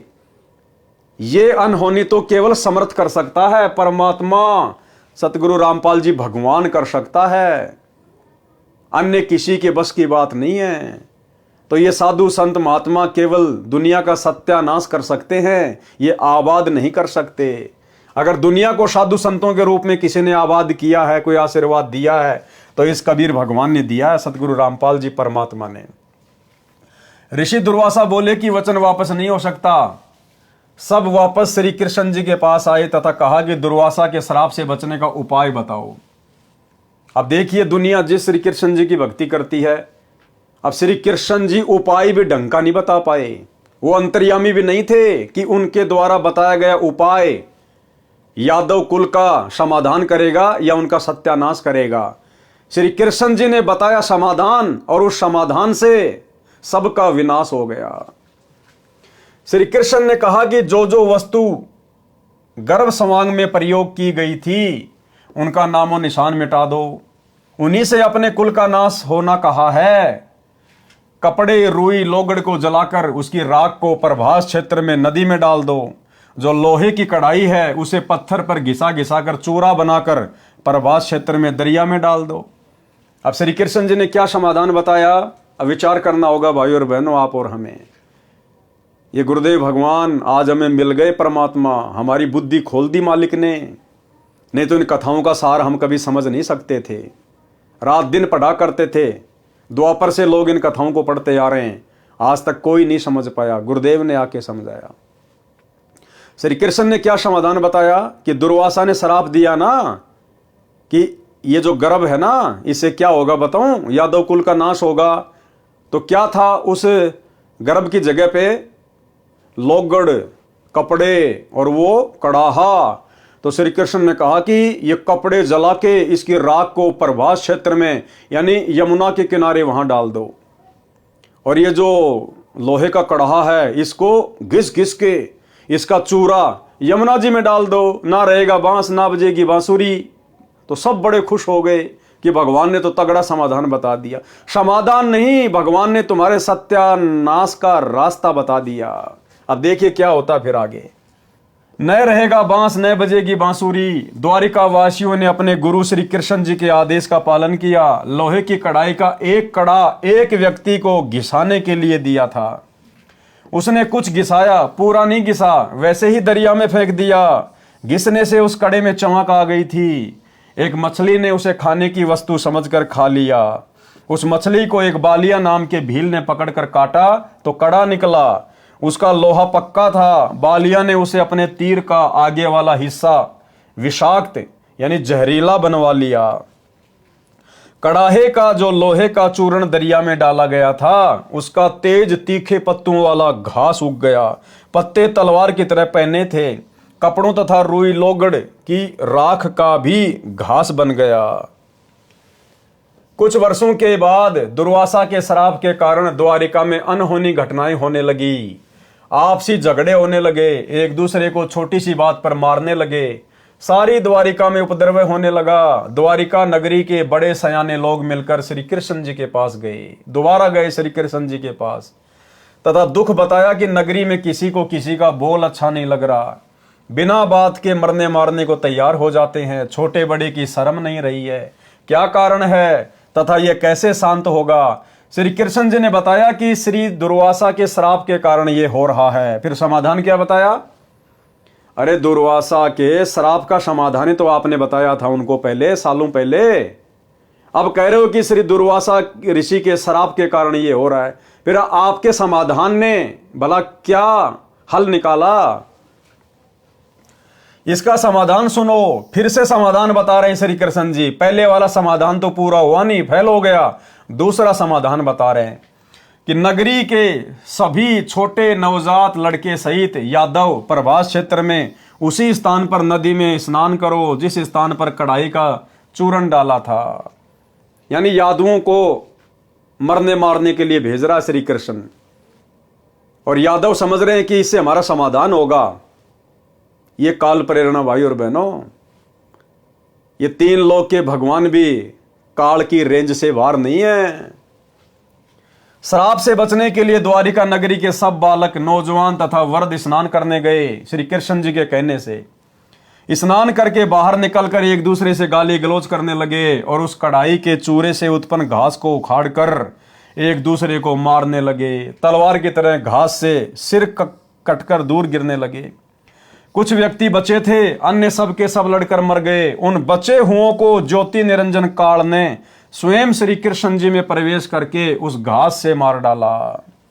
अकेला श्री कृष्ण बचा था। अब श्री कृष्ण जी ने खुद की मौत का सामान खुद ही तैयार करवाया कि उस कढ़ाई को जमुना जी में घसो। एक आलसी व्यक्ति को दे दिया, लास्ट में उसने वो कढ़ाई से कैसे फेंक दिया। क्या श्री कृष्ण जी को नहीं पता था इस बात का कि इस प्रकार से वहां पर उस कढ़ाई को घिसा जाएगा और एक व्यक्ति उसके कड़े को ऐसा का ऐसा यमुना में डाल देगा। वो कड़ा एक मछली खा जाएगी, मछली को एक बालिया नाम का भील उसको पकड़ लेगा और वो फिर उस कड़े से अपना जहरीला तीर बनवाएगा और उसी तीर से तेरी मृत्यु होगी। फिर काहे के भगवान, काहे के अंतर्यामी, जब उनको इतना ही पता नहीं, खुद की मौत का सामान खुद ने तैयार करवा लिया, तो भला अन्य का, यादुओं का कहां से वो समाधान करते। और आज उनके चले जाने के बाद दुनिया उनके मंदिर बना बना के तालियां पीट रही हैं, घंटियां बजा रही है, भंडारे कर रही है। आज क्या मिल जाएगा भाई, जब वो रहते सहते अपने खानदान को, अपनी औरतों को, अपने लड़कों को, अपने रिश्तेदारों को मरने से नहीं बचा पाए, एक शराब से नहीं बचा पाए, तो आज उनके चले जाने के बाद भला आज उनकी भक्ति करने से, मंदिर बनाने से, मूर्ति बनाने से, उनकी जन्माष्टमी मनाने से आज क्या लाभ होगा? 0/0।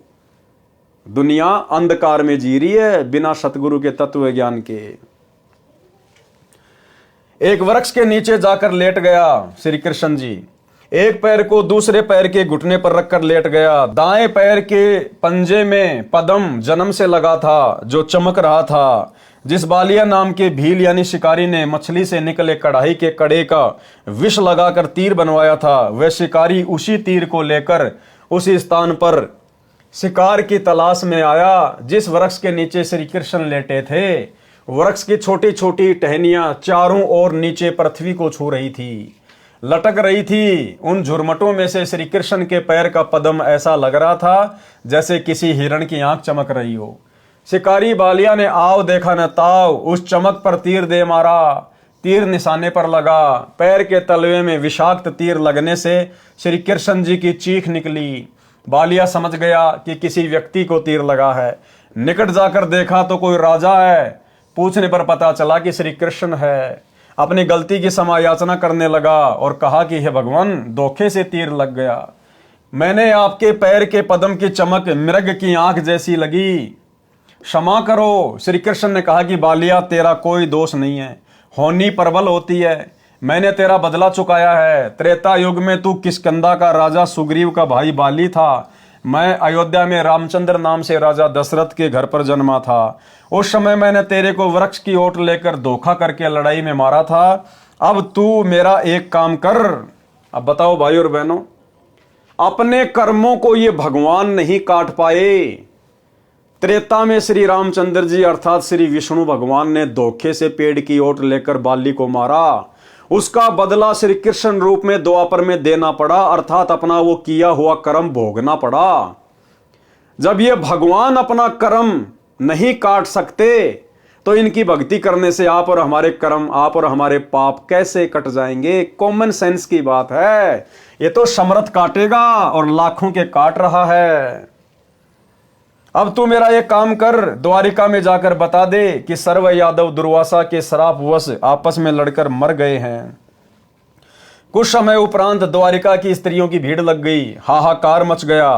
पांडव श्री कृष्ण के रिश्तेदार थे, वे भी आ गए। श्री कृष्ण ने अर्जुन से कहा कि आप सर्व गोपियों यानी यादवों की स्त्रियों को अपने पास ले जाना, या कोई नर यादव नहीं बचा है। आसपास के भील इनकी इज्जत खराब करेंगे। पांडवों से कहा कि तुम राज्य अपने पुत्र को देकर हिमालय में जाकर घोर तप करो और अपने युद्ध में किए गए पापों का नाश करो। अर्जुन ने पूछा, भगवान एक प्रश्न आज मैं आपसे करूंगा, आप सत्य उत्तर देना। आप अंतिम श्वास गिन रहे हो, झूठ मत बोलना। श्री कृष्ण ने कहा कि प्रश्न कर। अर्जुन बोला, आपने गीता का ज्ञान कुरुक्षेत्र के मैदान में महाभारत युद्ध से पहले सुनाया था। उसमें कहा था कि अर्जुन तू युद्ध कर ले, तुम्हें कोई पाप नहीं लगेंगे, तू निमित्त मात्र बन जा, सब सैनिक मैंने मार रखे हैं, तू युद्ध नहीं करेगा तो भी मैं इन्हें मार दूंगा। जब युधिष्ठिर को भयंकर शोपन आने लगे, आपसे कारण जाना तो आपने बताया था कि युद्ध में किए बंधुघात के पाप के परिणाम स्वरूप कष्ट आया। समाधान यज्ञ करना बताया। उस समय मैं आपसे विवाद नहीं कर सका क्योंकि भाई की जिंदगी का सवाल था। आज फिर आपने वही जख्म हरा कर दिया। इतनी झूठ बोलकर हमारा नाश किस लिए करवाया? कौन से जन्म का बदला लिया? श्री कृष्ण ने कहा, अर्जुन तुम मेरे अजीज हो, होनहार बलवान होती है। गीता में क्या कहा उसका मुझे कोई ज्ञान नहीं, आप मेरी आज्ञा का पालन करो। ये कहकर श्री कृष्ण जी मर गए। अपने रिश्तेदारों का भी समाधान नहीं कर पाए, सर्व यादवों का सत्यानाश कर दिया। अब बहुत सारे भाई बहन कहते हैं कि जब सारे 56 करोड़ यादव मर गए थे, फिर ये वर्तमान के यादव कहां से आ गए? तो इसका समाधान भी गुरुदेव ने बताया, अन्यथा कोई सोच भी नहीं सकता। और गुरुदेव ने कहा केवल 56 करोड़ यादव मरे थे नर, औरतें नहीं मरी थी उस शराब से। उन औरतों के गर्भ में जो बच्चे थे, आगे चलकर उनसे यादव कुल धीरे धीरे फिर चला है। पांचों पांडवों व साथ गए नौकरों ने मिलकर सब यादवों का अंतिम संस्कार किया। कुछ एक के शव दरिया में परवाह कर दिए। श्री कृष्ण ने कहा था कि मेरे शरीर को जलाकर बची हुई अस्थियां व राख को एक लकड़ी के संदूक में डालकर दरिया में बहा देना। पांडवों ने वैसा ही किया। वो संदूक समुद्र में चला गया, फिर उड़ीसा प्रांत के अंदर जगन्नाथपुरी के पास बहता हुआ चला गया। उड़ीसा के राजा इंद्रदमन को शौपन में श्री कृष्ण ने दर्शन देकर, श्री कृष्ण ने नहीं, इस कबीर परमात्मा ने दर्शन देकर कहा कि एक संदूक समुद्र में इस स्थान पर है, उसमें मेरे शरीर की अस्थियां तथा राख हैं, उसको निकालकर उसी किनारे पर उन अस्थियों को जमीन में दबाकर ऊपर एक सुंदर मंदिर बनवा दे। ऐसा किया गया, जो जगन्नाथ नाम से मंदिर प्रसिद्ध है। 4 पांडव पहले चले गए, अर्जुन को गोपियों को लेकर आने को छोड़ गए। अर्जुन के पास वही गांडीव धनुष था जिससे लड़ाई करके महाभारत में जीत प्राप्त की थी। अर्जुन द्वारिका की सर्व स्त्रियों को बैलगाड़ियों में बैठाकर दिल्ली के लिए चल पड़ा। रास्ते में भीलों ने अर्जुन को घेर लिया, अर्जुन को पीटा, गोपियों को लूटा, कुछ स्त्रियों को भील उठा ले गए। अर्जुन कुछ नहीं कर सका, धनुष उठा भी नहीं सका। तब अर्जुन ने कहा था कि श्री कृष्ण नाश करने आया था, युद्ध में पाप करवाने के लिए तो बल दे दिया। लाखों योद्धा इसी गांडीव धनुष से मार गिराए, कोई मेरे सामने टिकने वाला नहीं था। आज वही अर्जुन है, वही धनुष है, मैं खड़ा खड़ा कांप रहा हूं। श्री कृष्ण जालिम था, धोखेबाज था, अर्जुन सोच रहा है। कबीर परमेश्वर जी हमें समझाते हैं कि ये जुल्म श्री कृष्ण ने नहीं किया, ज्योति निरंजन काल ब्रह्म ने किया है। श्री कृष्ण का जीवन देख लो। श्री कृष्ण अपने कुल को मथुरा से लेकर जान बचाकर द्वारिका आया। द्वारिका में उनकी आंखों के सामने सब यादव कुल नष्ट हो गया। श्री कृष्ण का बेटा मर गया, पोता मर गया, सर्व कुल नष्ट हो गया, स्वयं बेमौत मरा। तो आज भाई और बहनों, उस श्री कृष्ण की भक्ति से आप और हमारी अकाल मृत्यु भला कैसे टल सकती है? 1% भी नहीं। उसके कुल की स्त्रियों की दुर्गति भीलों ने की, जबरदस्ती उठा ले गए, उनकी इज्जत खराब की, नरक का जीवन जीने के लिए मजबूर हुई। उसी श्री कृष्ण की पूजा करके जो सुख शांति की आशा करता है, उसमें कितनी बुद्धि है इस घटना से पता चलता है। वाणी नंबर 150 से 184। ग्रीब दुर्वासा काली सीला ब्रज बली तिहु लोक, अम्बरीश दरबार में तिन भी खाया धोक। ग्रीब चक्र सुदर्शन शीस पड़ी, अम्बरीश को घाली, 3 लोक भागे फिरे ऐसे अवगत चाल। ग्रीब कलप किसी नहीं कीजिए, जो चाहे सो होए, दुर्वासा के छिपन को कहीं न पाई खोई। गरीब स्वर्ग मृत पाताल में चक्र सुदर्शन डीक, दुर्वासा के चक्कर से जरे नहीं अमरीश। गरीब चक्र अपूठा फिर गया चरण कवल को छूही, भक्ति विशंबर नाथ की देखी दूर बरदू। गरीब कोटि बजर को फूक दे चक्र सुदर्शन चूर, भक्ति वत्सल भगवान से रह पैड़ 10 दूर। गरीब दुर्वासा के दहन को रतीन जग में भेंट, 56 कोटि यादव गए देखी हेठ दर हेठ। गरीब शाग पत्र से छिक गए देखी भक्ति की रीति, जरे मरे नहीं तासते सतगुरु शब्द अतीत। गरीब अम्बरीश असला असल भक्ति मुक्ति का रूप, निश्वासर पद में रहे जहाँ छाया नहीं धूप। गरीब राजा के जोगी गए दुर्वासा ऋषि देव, चक्र चलाया घूर कर नहीं लई ऋषि सेव।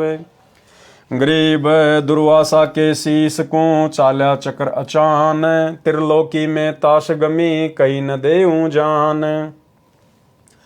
गरीब श्वेत लोक विष्णु पूरी दुर्वासा चली जाए, तहाँ कबीर विष्णु रूप धरी कीनी देख सहाय। गरीब कृष्ण गुरु कसनी हुई और बचेगा कौन, 3 लोक भागे फिरे भर में 14 भुवन।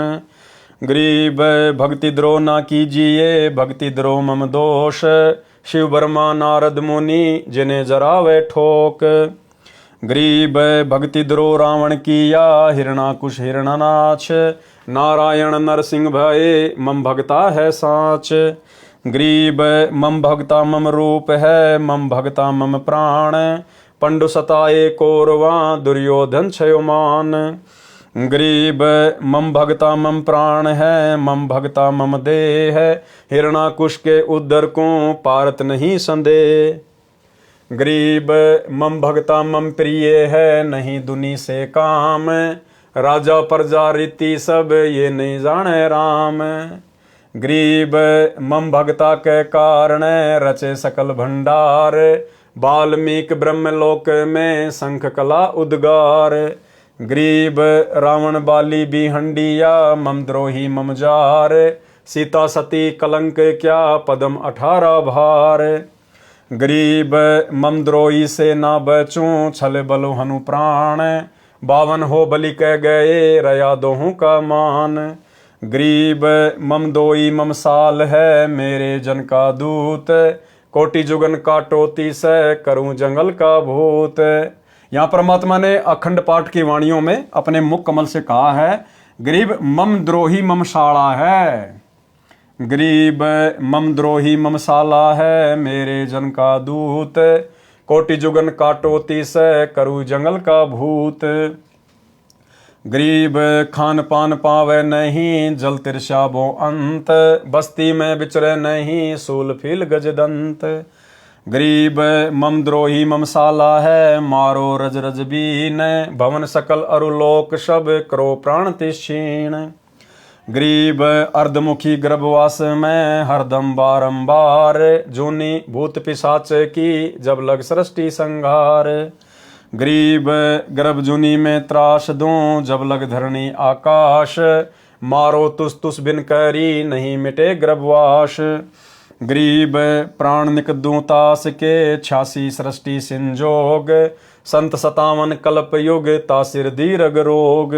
गरीब विष्णु ब्रह्मा शिव सुनो और शनकादिक चारी, 88 सहस जलेब में यामति मूड गंवारी। गरीब चक्र चले दुर्वासा परी, मैं बख्शो नहीं तो ही मम द्रोही तू दूसरा चरण कवल ऋषि जोही। गरीब दुर्वासा बोले तहाँ सुनो भक्ति के ईश, सुरग शातल लोक सब तुम पूर्ण जगदीश।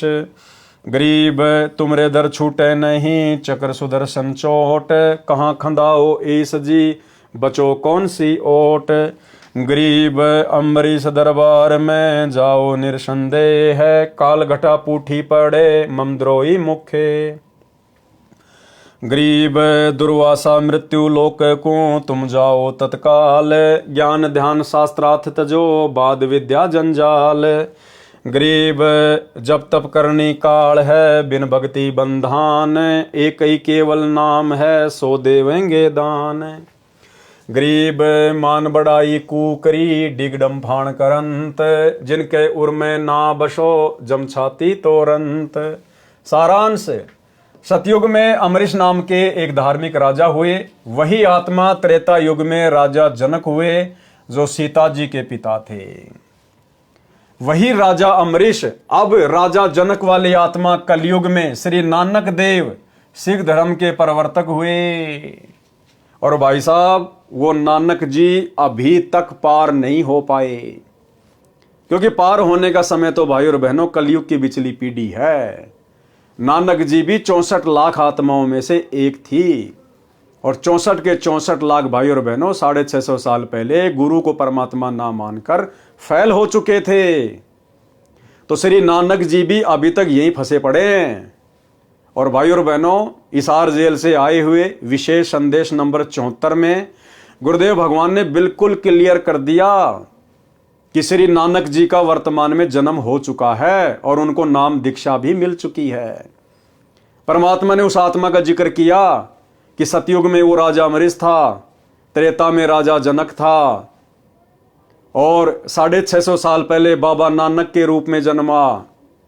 और अब वर्तमान में अगर अब परमात्मा उसको शरण में ना लेता तो फिर से 84 में जाता। गुरुदेव कह रहे हैं अब यदि वर्तमान में परमात्मा उनको शरण में ना लेता, उनको नाम ना देता, तो 84 में जाता। तो भाई और बहनों, नानक जी की आत्मा अभी भी यही फंसी पड़ी है, क्योंकि ये कलयुग की बिचली पीढ़ी का टाइम ही मोक्ष का मेन टाइम है।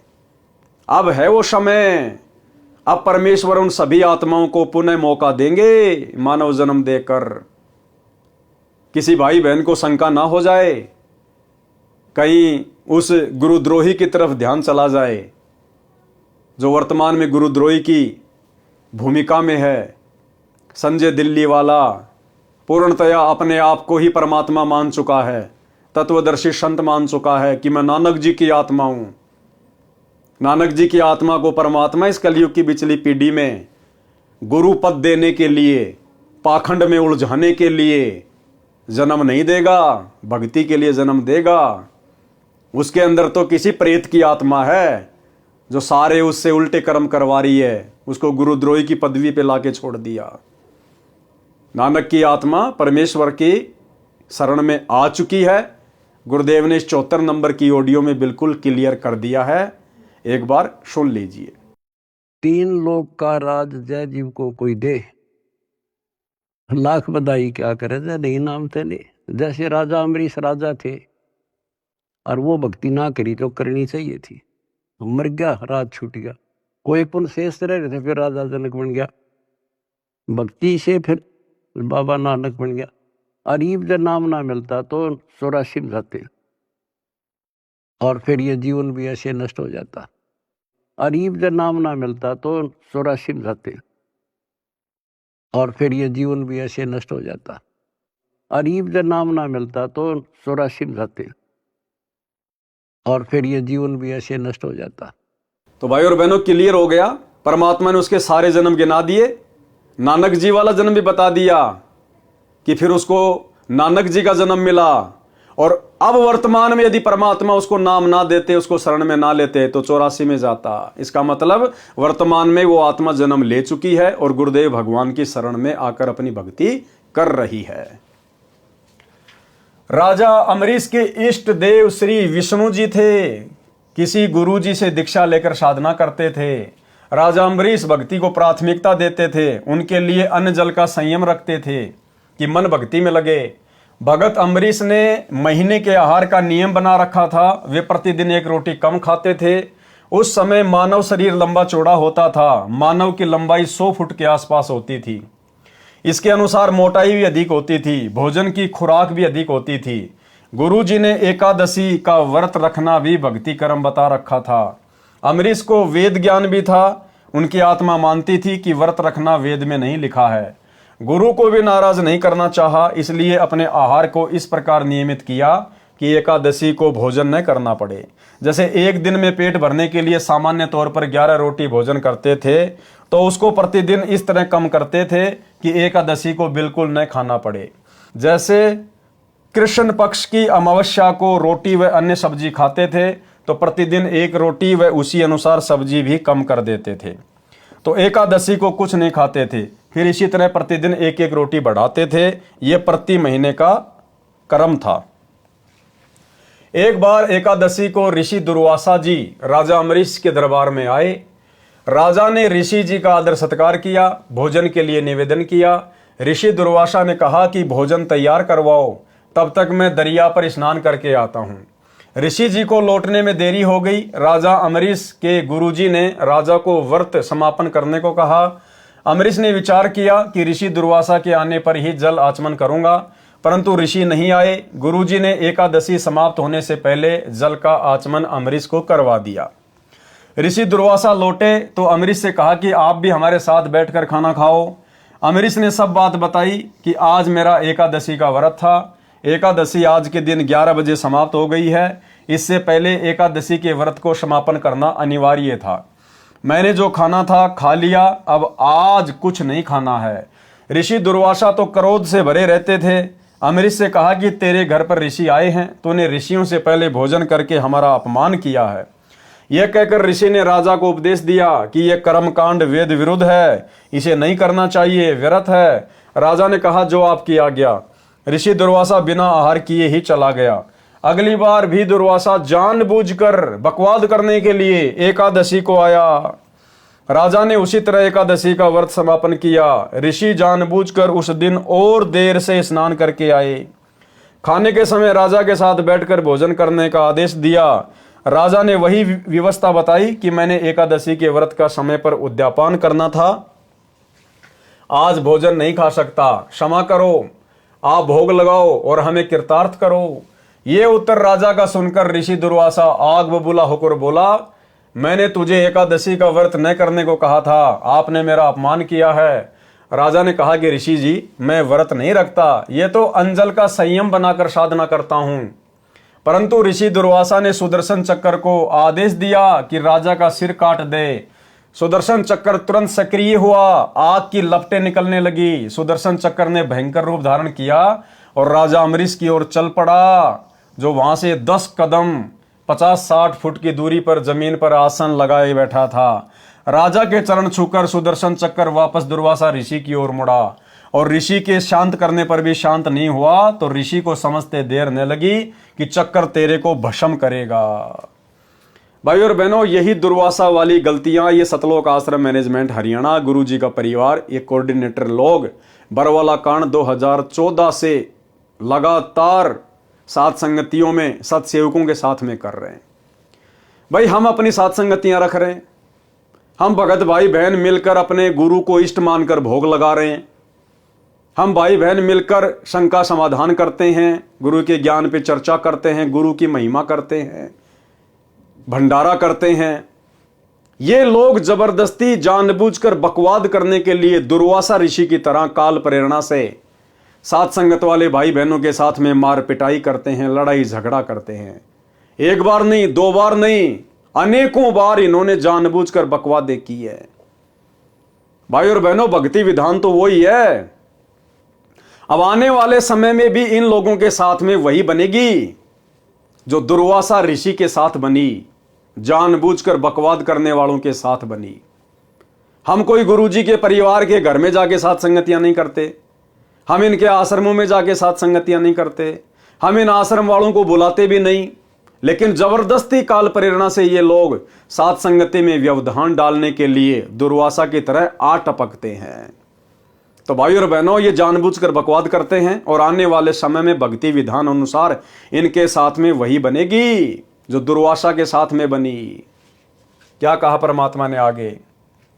तो ऋषि को समझते देर न लगी कि चक्कर तेरे को भस्म करेगा। अपने प्राणों की रक्षा के लिए पहले अपने इष्ट देव श्री शिव जी के पास गए, सब बात बताई तथा रक्षा की प्रार्थना की। श्री शिव जी से भी सुदर्शन चक्र शांत नहीं हुआ, तो ऋषि से कहा कि भाग भाग, हमें भी मरवाएगा।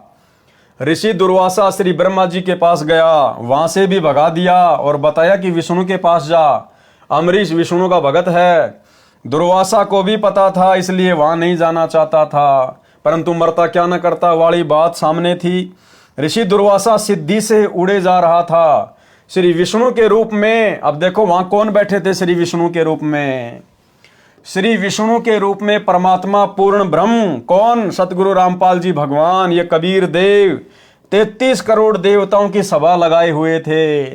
परमात्मा को सब पता था कि दुर्वासा विष्णु के पास जाएगा, इसलिए विष्णु के सभा स्थल से 10 योजन दूर, एक योजन में 4 कोस होती हैं, एक कोस में 3 किलोमीटर यानी 120 किलोमीटर दूर लीला करने के लिए सभा लगाए हुए थे। परमात्मा भगत की महिमा बनाते हैं। ऋषि दुर्वासा कभी पीछे मुड़कर सुदर्शन चक्कर की ओर देख रहा था कि कितना दूर पीछे है, तो कभी आगे को देखकर उड़ा जा रहा था। जैसे भगवान शंकर भस्मासुर को देख देख कर आगे की ओर भगा जा रहा था। परमात्मा के दरबार में पृथ्वी पर चलकर दौड़कर गया। तब परमात्मा ने पूछा कि ऋषि जी कैसे स्पीड खींच रखी है, यह सुदर्शन चक्कर तेरे पीछे पीछे किस कारण से लगा है? भाई और बहनों, सुकर्मी पतिव्रता के अंग की वाणी।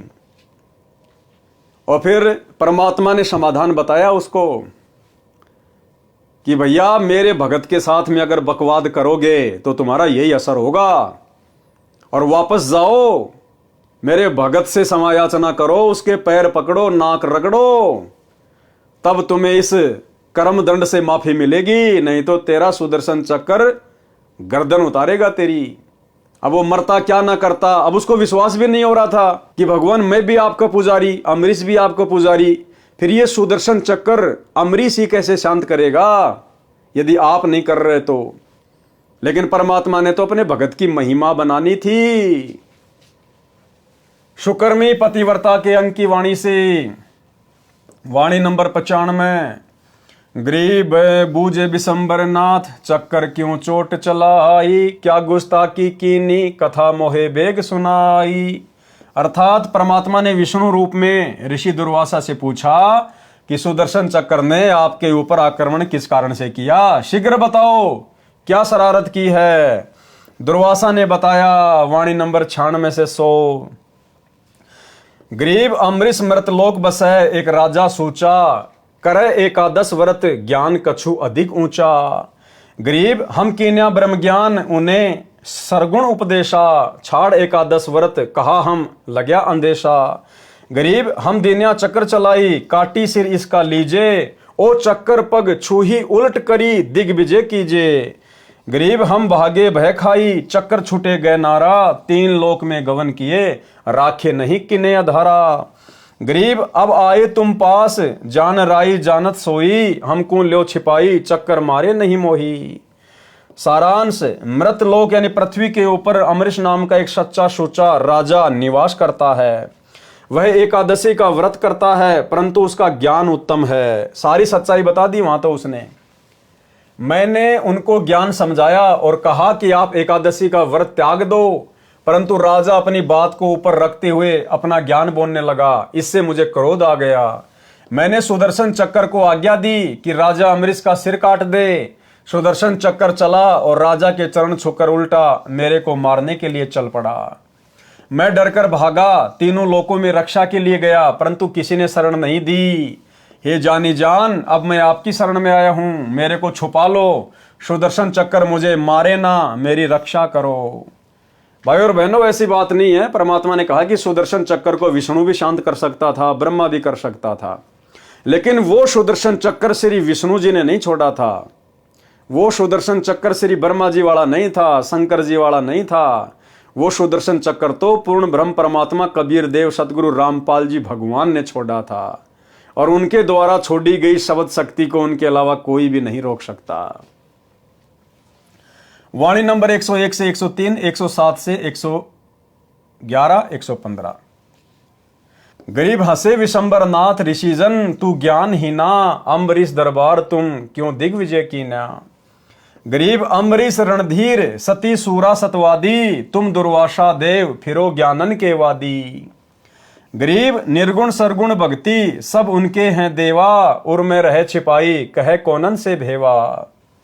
गरीब तुम ऋषि जाओ बेगी अम्बरीश दरबारा, दुध बाद मिटी जाही हो तुम्हारा निस्तारा। गरीब चरण कमल चितलाई पढ़ो उनके दरबारा, वे कल्प वृक्ष स्वरूप कष्ट के मोचन हारा। गरीब जब ऋषि चले बिचारी चूक हमरी ही निकशी, चक्र सुदर्शन गैल जान अमरीश ही बख्शी। गरीब बोले राजा बैन सुनो दुर्वासा देवा, ना कछु हमरे दोष तुम्हारा तुमको लेवा। गरीब राजा दो आशीष पीठ पर हाथ लगाओ, चक्र सुदर्शन पकड़ी धरो मेरे मस्तक लाओ। गरीब अम्बरीश को चक्कर पकड़ी शीतल चक्कर कीन्या, जब ऋषि दई आशीष सही राजा पर बीना। पारक के अंग से वाणी। गरीब दुर्वासा काली सीला बजरबली तिहु लोक, अम्बरीश दरबार में तिन भी खाया धोक। गरीब चक्र सुदर्शन शीस परी अम्बरीश को घाल, तीन लोक भागे फिरे ऐसी अवगत चाल। गरीब कल्प किसी नहीं कीजिए जो चाहे सो होए, दुर्वासा के छिपन को कहीं न पाई खोई। गरीब स्वर्ग मृत पाताल में चक्र सुदर्शन डीक, दुर्वासा के चक्कर से जरे नहीं अम्बरीश। गरीब चक्र अपूठा फिर गया चरण कवल को छूही, भक्ति विशंबर नाथ की देखी दूबर दू। गरीब कोटि बजर को फूक दे चक्र सुदर्शन चूर, भक्ति बच्छल भगवान से रहे पैड़ 10 दूर। गरीब श्वेत लोक विष्णु पूरी दुर्वासा चली जाए, तहां कबीर विष्णु रूपधारी कीनी देख सहाय। गरीब दुर्वासा बोले तहां सुनो भक्ति के ईश, स्वर्ग ऋषातल लोक सब तुम पूर्ण जगदीश। गरीब तुमरे दर छूटे नहीं चक्र सुदर्शन चोट, कहाँ खंदाओ ईश जी बचो कौन की ओट। गरीब अम्बरीश दरबार में जाओ निसंदेह, काल घटा पूठी पड़े ममद्रोही मुखे।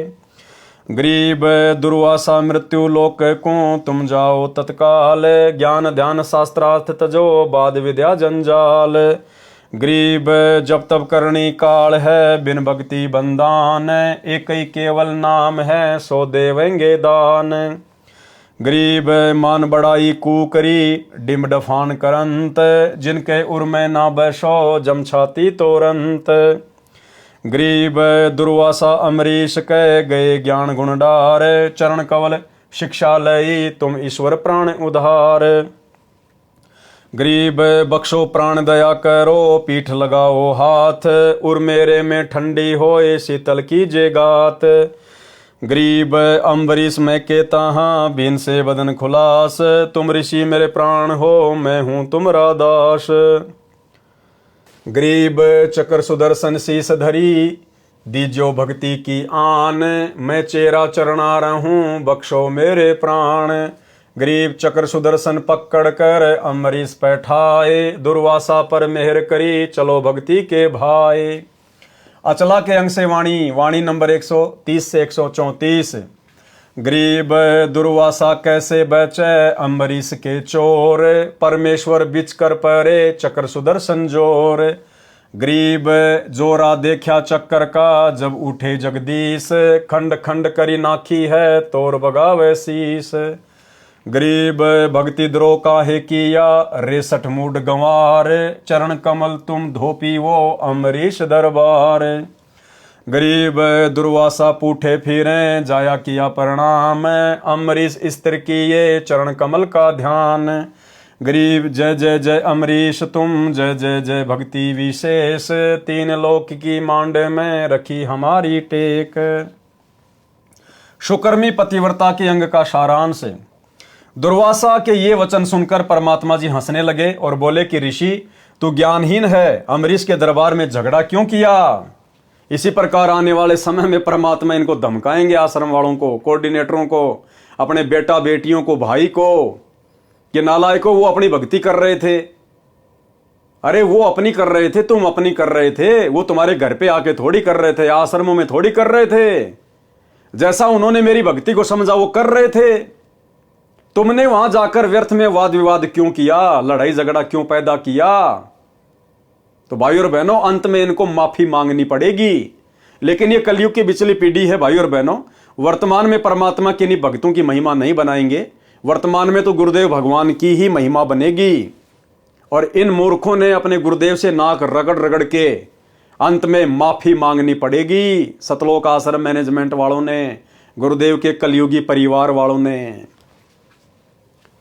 दुर्वासा के ये वचन सुनकर परमात्मा जी हंसने लगे और बोले कि ऋषि, तू ज्ञानहीन है, अम्बरीश के दरबार में झगड़ा क्यों किया? अम्बरीश राजा तो पूर्ण रूप से मेरे में समर्पित है। जिस प्रकार सत्सेवक भाई बहन अपने गुरुजी में समर्पित होकर साथ संगतियां रखते हैं, सत्य वक्ता हैं, यानी ज्ञान आधार से चर्चा करते हैं। हे दुर्वासा, तुम तो ज्ञान के वाद विवाद करने वाले महिमा के भूखे फिर रहे हो।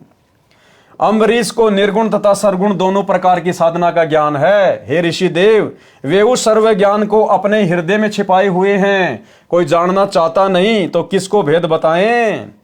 हे ऋषि, तुम शीघ्र अम्बरीश के दरबार में जाओ, तुम्हारा सब अज्ञान अंधेरा समाप्त होगा, तुम्हारा कल्याण हो जाएगा। हे ऋषि दुर्वासा, तुम अम्बरीश के दरबार में जाकर उनके चरणों में गिरो, वे संकट के मोचन करने वाले हैं। अचला के अंक की वाणी का सारांश। ठीक इसी प्रकार भाइयों और बहनों, एक सत्संग में गुरुदेव ने स्पष्ट कर दिया अपनी संगत के लिए भी कि जैसे तुम आपस में झगड़ा करते हो और भले तुम दोनों भगत हैं, भले दो भगत हैं और आपस में झगड़ा कर रहे हैं, दोनों ने नाम भी ले रखा है, और एक भगत बेचारा कुछ नहीं कहता और एक जबरदस्ती उसको परेशान करता है। जैसे हम सत्सेवक भाई बहन कुछ नहीं करते और ये मैनेजमेंट वाले जबरदस्ती हमारे को दुखी करते हैं, परेशान करते हैं। तो परमात्मा ने बताया, जो भगत बेचारा शांत है, कुछ नहीं करता, ज्ञान आधार से भक्ति कर रहा है, उसकी तो परमात्मा रक्षा करेगा, और जो जबरदस्ती बकवाद करता है उसका परमात्मा बक्कल उतारेगा, दुर्वासा ऋषि की तरह। ये छोटा सा सत्संग है, सुन लीजिए गुरुदेव के मुख कमल से। इसमें एक बहुत बड़ा नियम है प्रभु का कि सबसे ज्यादा हमें अधीन रहना होगा। आप दो भक्त हैं, दोनों ने उपदेश ले रखा है, और तुम आपस में झगड़ा करते हो और एक भक्त कुछ नहीं कहता, दूसरा उसको नाजायज परेशान करने की चेष्टा करता है, तो परमात्मा उस जो भक्त की रक्षा करेगा। और वो भी बेशक भक्त है, जो बेमतलब बकवाद करके दूसरे को तंग कर रहा है भक्त को, तो उसको हानि पहुंचाएगा, जबकि दोनों भक्त ही है। तो भाइयों और बहनों, ठीक आने वाले समय में गुरुदेव के कलयुगी परिवार के साथ, सतलोक आश्रम मैनेजमेंट हरियाणा के साथ ऋषि दुर्वासा जैसी बनेगी, क्योंकि इन्होंने तो इस कलयुग की बिचली पीढ़ी में पूर्ण सतगुरु से उपदेश लेकर, तत्व ज्ञान लेकर दुर्वासा से भी बड़ी गलतियां कर डाली। दुर्वासा से भी बड़ी गलतियां। अरे दुर्वासा को तो तत्व ज्ञान नहीं था, उसको तो निर्गुण सरगुण भक्ति का ज्ञान नहीं था। आज तुम्हें गुरुदेव ने क्या कमी छोड़ दी ज्ञान समझाने में 30 वर्षों में? फिर भी तुमने अपने स्वार्थ के लिए सात संगतियों में आकर काल प्रेरणा से झगड़ा किया, बकवादे की, मुकदमे लगवाए, भक्तों को जेल करवाई, भक्तों के साथ में मारपीट की। तुम्हारे साथ क्या बनेगी? तुम्हारे ही कर्मों के प्रतिफल में। अचला के अंक की वाणी का सारांश है। संत गरीबदास जी बता रहे हैं कि दुर्वासा कैसे बच सकता था। वह तो एक महान आत्मा अम्बरीश का चोर था, यानी अम्बरीश के यथार्थ ज्ञान को सुनकर भी अपने अहंकार का प्रदर्शन किया। ठीक इसी प्रकार सात संगति की वीडियो देखकर भी सतलोक आश्रम मैनेजमेंट हरियाणा वाले अपने अहंकार का ही प्रदर्शन कर रहे हैं, सच्चाई को स्वीकार नहीं रहे। वह तो परमेश्वर जी बीच में आ गए, अन्यथा सुदर्शन चक्र तो बहुत शक्तिशाली है। इसी प्रकार भाई और बहनों, जो कर्म वर्तमान में गुरुदेव का परिवार कर रहा है, कोऑर्डिनेटर कर रहे हैं, ये तो सतगुरु रामपाल जी भगवान इनका बीच बचाव कर रहे हैं, इनके बीच में पड़े हैं, नहीं तो इनके कर्मों का दंड बहुत भयंकर है। क्योंकि साध संगति सतगुरु रामपाल जी भगवान का यथार्थ 13वां कबीर पंथ है, और इनके 13वें पंथ को यानी सात संगतियों को रोकने का मतलब है ट्रेन की पटरी के ऊपर अंधे गधे के द्वारा लात चलाना। ये तो ड्राइवर समझदार है, परमात्मा है जो गाड़ी रोक के रखा हुआ है, अन्यथा वो गधा कहां जाके गिरे उसका अता पता भी नहीं पड़े। परमेश्वर जी ने सुदर्शन चक्र की उग्रता देखी, तब अपना आसन छोड़कर दुर्वासा की रक्षा के लिए उठे। विचार किया कि यदि बचाव नहीं किया तो ऋषि के टुकड़े टुकड़े करके मार डालेगा। हे मूर्ख गंवार ऋषि दुर्वासा, हे मूर्ख गंवार सतलोक आश्रम मैनेजमेंट हरियाणा वालों, तुमने भगत अम्बरीश के साथ द्रोह क्यों किया? तुमने सात संगत वाले सतसेवकों के साथ में झगड़ा क्यों किया? तुम अम्बरीश के दरबार में जाओ और चरण धोकर पीओ। पारक के अंक की वाणी का सारांश। दुर्वासा ऋषि ने भगवान से कहा कि आप तीनों लोकों के स्वामी हो, आप पूर्ण जगदीश हो, आप भक्तों के भगवान हो। आपके द्वार पर मेरी रक्षा नहीं हुई तो कहां होगी, आप अपने से दूर कहां भेज रहे हो प्रभु जी। सुदर्शन की मार से आपके बिना किसकी शरण में बचाव होगा। परमात्मा ने ऋषि दुर्वासा से कहा कि तुम अम्बरीश के दरबार में निसंकोच जाओ, डरो मत। मेरे भगत के द्रोही का मुंह तो काला होता ही है। उस भगत द्रोही के मुख में राख यानी कालिक पड़ती है, यानी उसकी तो दुर्गति होती है। और आने वाले समय में इन सतलोक आश्रम मैनेजमेंट हरियाणा वालों के साथ यही हाल होगा। परमेश्वर जी ने कहा, हे दुर्वासा, तुम मृत लोक यानी पृथ्वी लोक को शीघ्र जाओ, इस शास्त्रार्थ के चक्कर को त्याग दो। वाद विवाद तो जी का जंजाल होता है। बिना मर्यादा की भक्ति के तो जब तप अन्य करनी क्रियाएं काल हैं, यानी जीवन नाशक है। सच्चा गुरु तो केवल नाम जाप की दीक्षा देता है। सच्चा गुरु स्टेडियम नहीं बनवाता, हॉस्पिटल नहीं खुलवाता, राजनीति नहीं करवाता, गुंडों की सीबीआई जांच नहीं करवाता, आरक्षणों में भक्तों को नहीं बैठाता, जाटों के भवन नहीं बनवाता, गांव वालों के लिए रोडे नहीं बनवाता, एम्बुलेंस नहीं चलवाता। केवल नाम का जाप देता है, मर्यादा देता है। बिना मर्यादा की भक्ति के तो जब तप अन्य क्रियाएं काल हैं, यानी जीवन नाशक है। सच्चा गुरु तो केवल नाम की दीक्षा देता है। मैं उनके साथ नहीं रहता जो पाखंड करते हैं। अब ये सतलोक आश्रम मैनेजमेंट हरियाणा ने 2014 के बाद में अभी अभी आपको जो इनके कुकर्म गिनाए हैं, ये पाखंड है, पाखंड। मैं उनके साथ नहीं रहता जो पाखंड करते हैं, मान बढ़ाई की चाहत रखते हैं। तो भैया राजनेताओं के चक्कर काटने वाले तो मान बढ़ाई के भूखे होते ही है। मान बढ़ाई तो कुकरी यानी कुतिया के समान है, यानी बिना इज्जत का कार्य है। और आने वाले समय में गुरुदेव का परिवार आज वर्तमान में गुरुजी को ना समझकर, ज्ञान को ना समझकर, मर्यादाओं की धज्जियां उड़ाकर जिस प्रकार से भक्तों से सत्संगों के विरुद्ध क्रिया करवा रहा है, आने वाले समय में भाई और बहनों परमात्मा इनको इज्जत से नंगा करेंगे, नंगा। ये विधान है मालिक का, ये अपने कर्मों से स्वतः हो जाएंगे। बच्चे बच्चे को पता चल जाएगा। अरे कल को क्या ये दुनिया परमात्मा की शरण में नहीं आएगी? क्या वो धनाना गांव वाले परमात्मा की शरण में नहीं आएंगे? आज जितने भाई बहन सतलोक आश्रमों में जाते हैं, ज्ञान को आधार नहीं बना रहे, क्या कल को ये ज्ञान को नहीं समझेंगे? क्या इनको मर्यादाओं के विषय में पता नहीं चलेगा? तो जितने बड़े बड़े कुकर्म इन्होंने कर दिए, ये कहां छुपेंगे? कहां छुपेंगे? ये बच्चा इनको ताने मारेगा, बच्चा कि काहे का गुरुजी का बेटा, काहे की गुरुजी की बेटी, काहे का कोऑर्डिनेटर 30 साल से क्या झक मरा रहा था गुरुजी के साथ में? तेरे को इतना भी नहीं पता चला? जो महापुरुष मोबाइल में वीडियो गेम खेलने के लिए मना करता है और तुमने उस महापुरुष के नाम से 1 करोड़ रुपए का स्टेडियम बनवा दिया। ये बच्चा इनको बोलने नहीं देगा। आने वाले समय में बच्चा बोलेगा कि राजनीति कहां है गुरुजी के सत्संग में? कब गुरुजी ने बीजेपी को वोट डलवाए, कांग्रेस को वोट डलवाए, कब आदेश दिया? दिखा। ये बोल नहीं पाएंगे आने वाले समय में भाई और बहनों, बोल नहीं पाएंगे। ये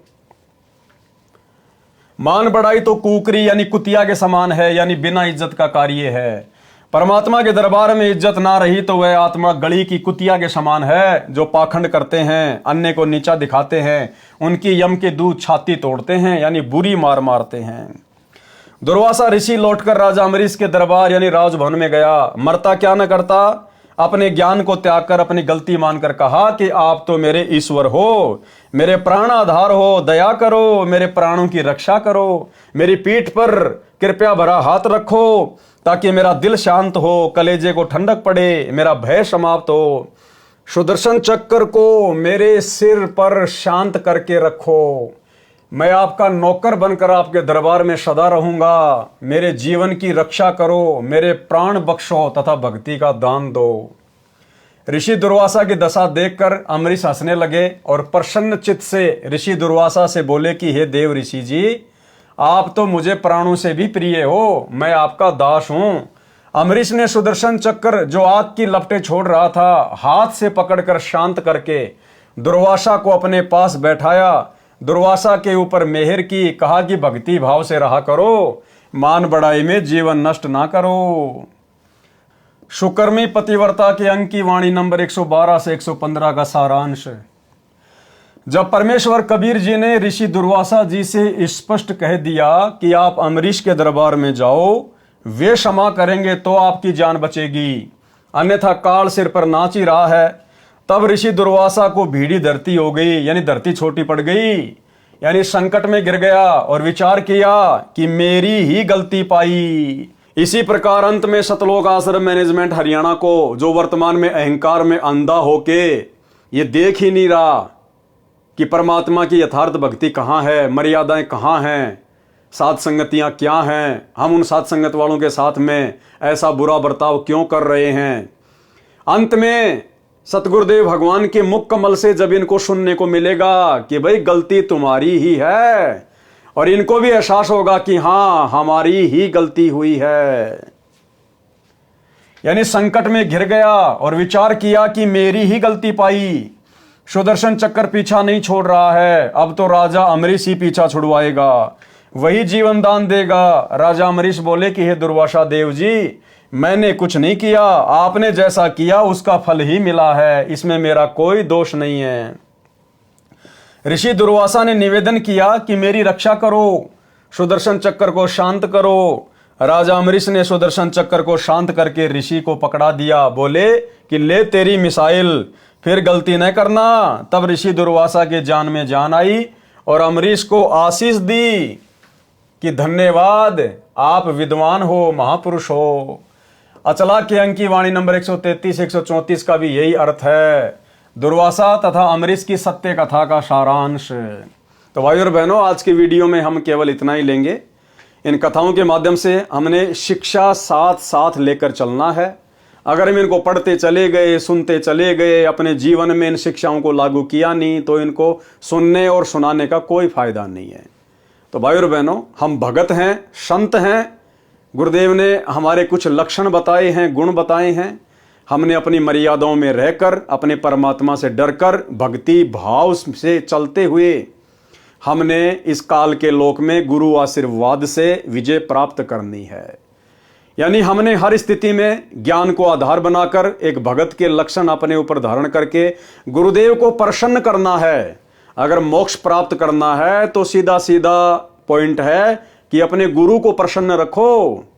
आपकी किसी भी क्रिया से गुरु दुखी ना हो जाए। जिन बातन से गुरु दुख पावे उन बातों को दूर भगावे। हमने उन कर्मों से हमेशा दूरी बना के रखनी है जिन कर्मों से, जिन अमर्यादित हरकतों से हमारे गुरुदेव नाराज हों, रुष्ट हों, उनको चोट पहुंचे। तो हमने तो मोक्ष प्राप्त करना है, इसलिए तो हम इतना सब कुछ प्रयत्न कर रहे हैं। और यदि हमने मर्यादा तोड़ दी, भगत के लक्षण धारण किए नहीं, दुर्वासा की तरह हो गए, सतलोक आश्रम मैनेजमेंट हरियाणा वालों की तरह बिहेव करने लग गए, तो फिर क्या बनेगी हमारे साथ में। अंत में किया कर्म तो दे देगा परमात्मा, राजा बना देगा, महाराजा बना देगा, देव बना देगा, लेकिन मोक्ष तो नहीं हुआ। मोक्ष नहीं हुआ तो फिर 84, फिर ये कष्ट, समस्याएं यूं की यूं खड़ी रहेंगी। तो भाई और बहनों, हमने तो हर हाल में सहन करते हुए आगे बढ़ना है। जैसे हमारे गुरुदेव भगवान एक भगत की भूमिका करते हुए सबकी गालियां, सबकी मार पिटाई, सबके लांछन, सबके व्यंग, ताने, जेल सहन करते हुए निरंतर भक्ति मार्ग पर आगे बढ़ रहे हैं।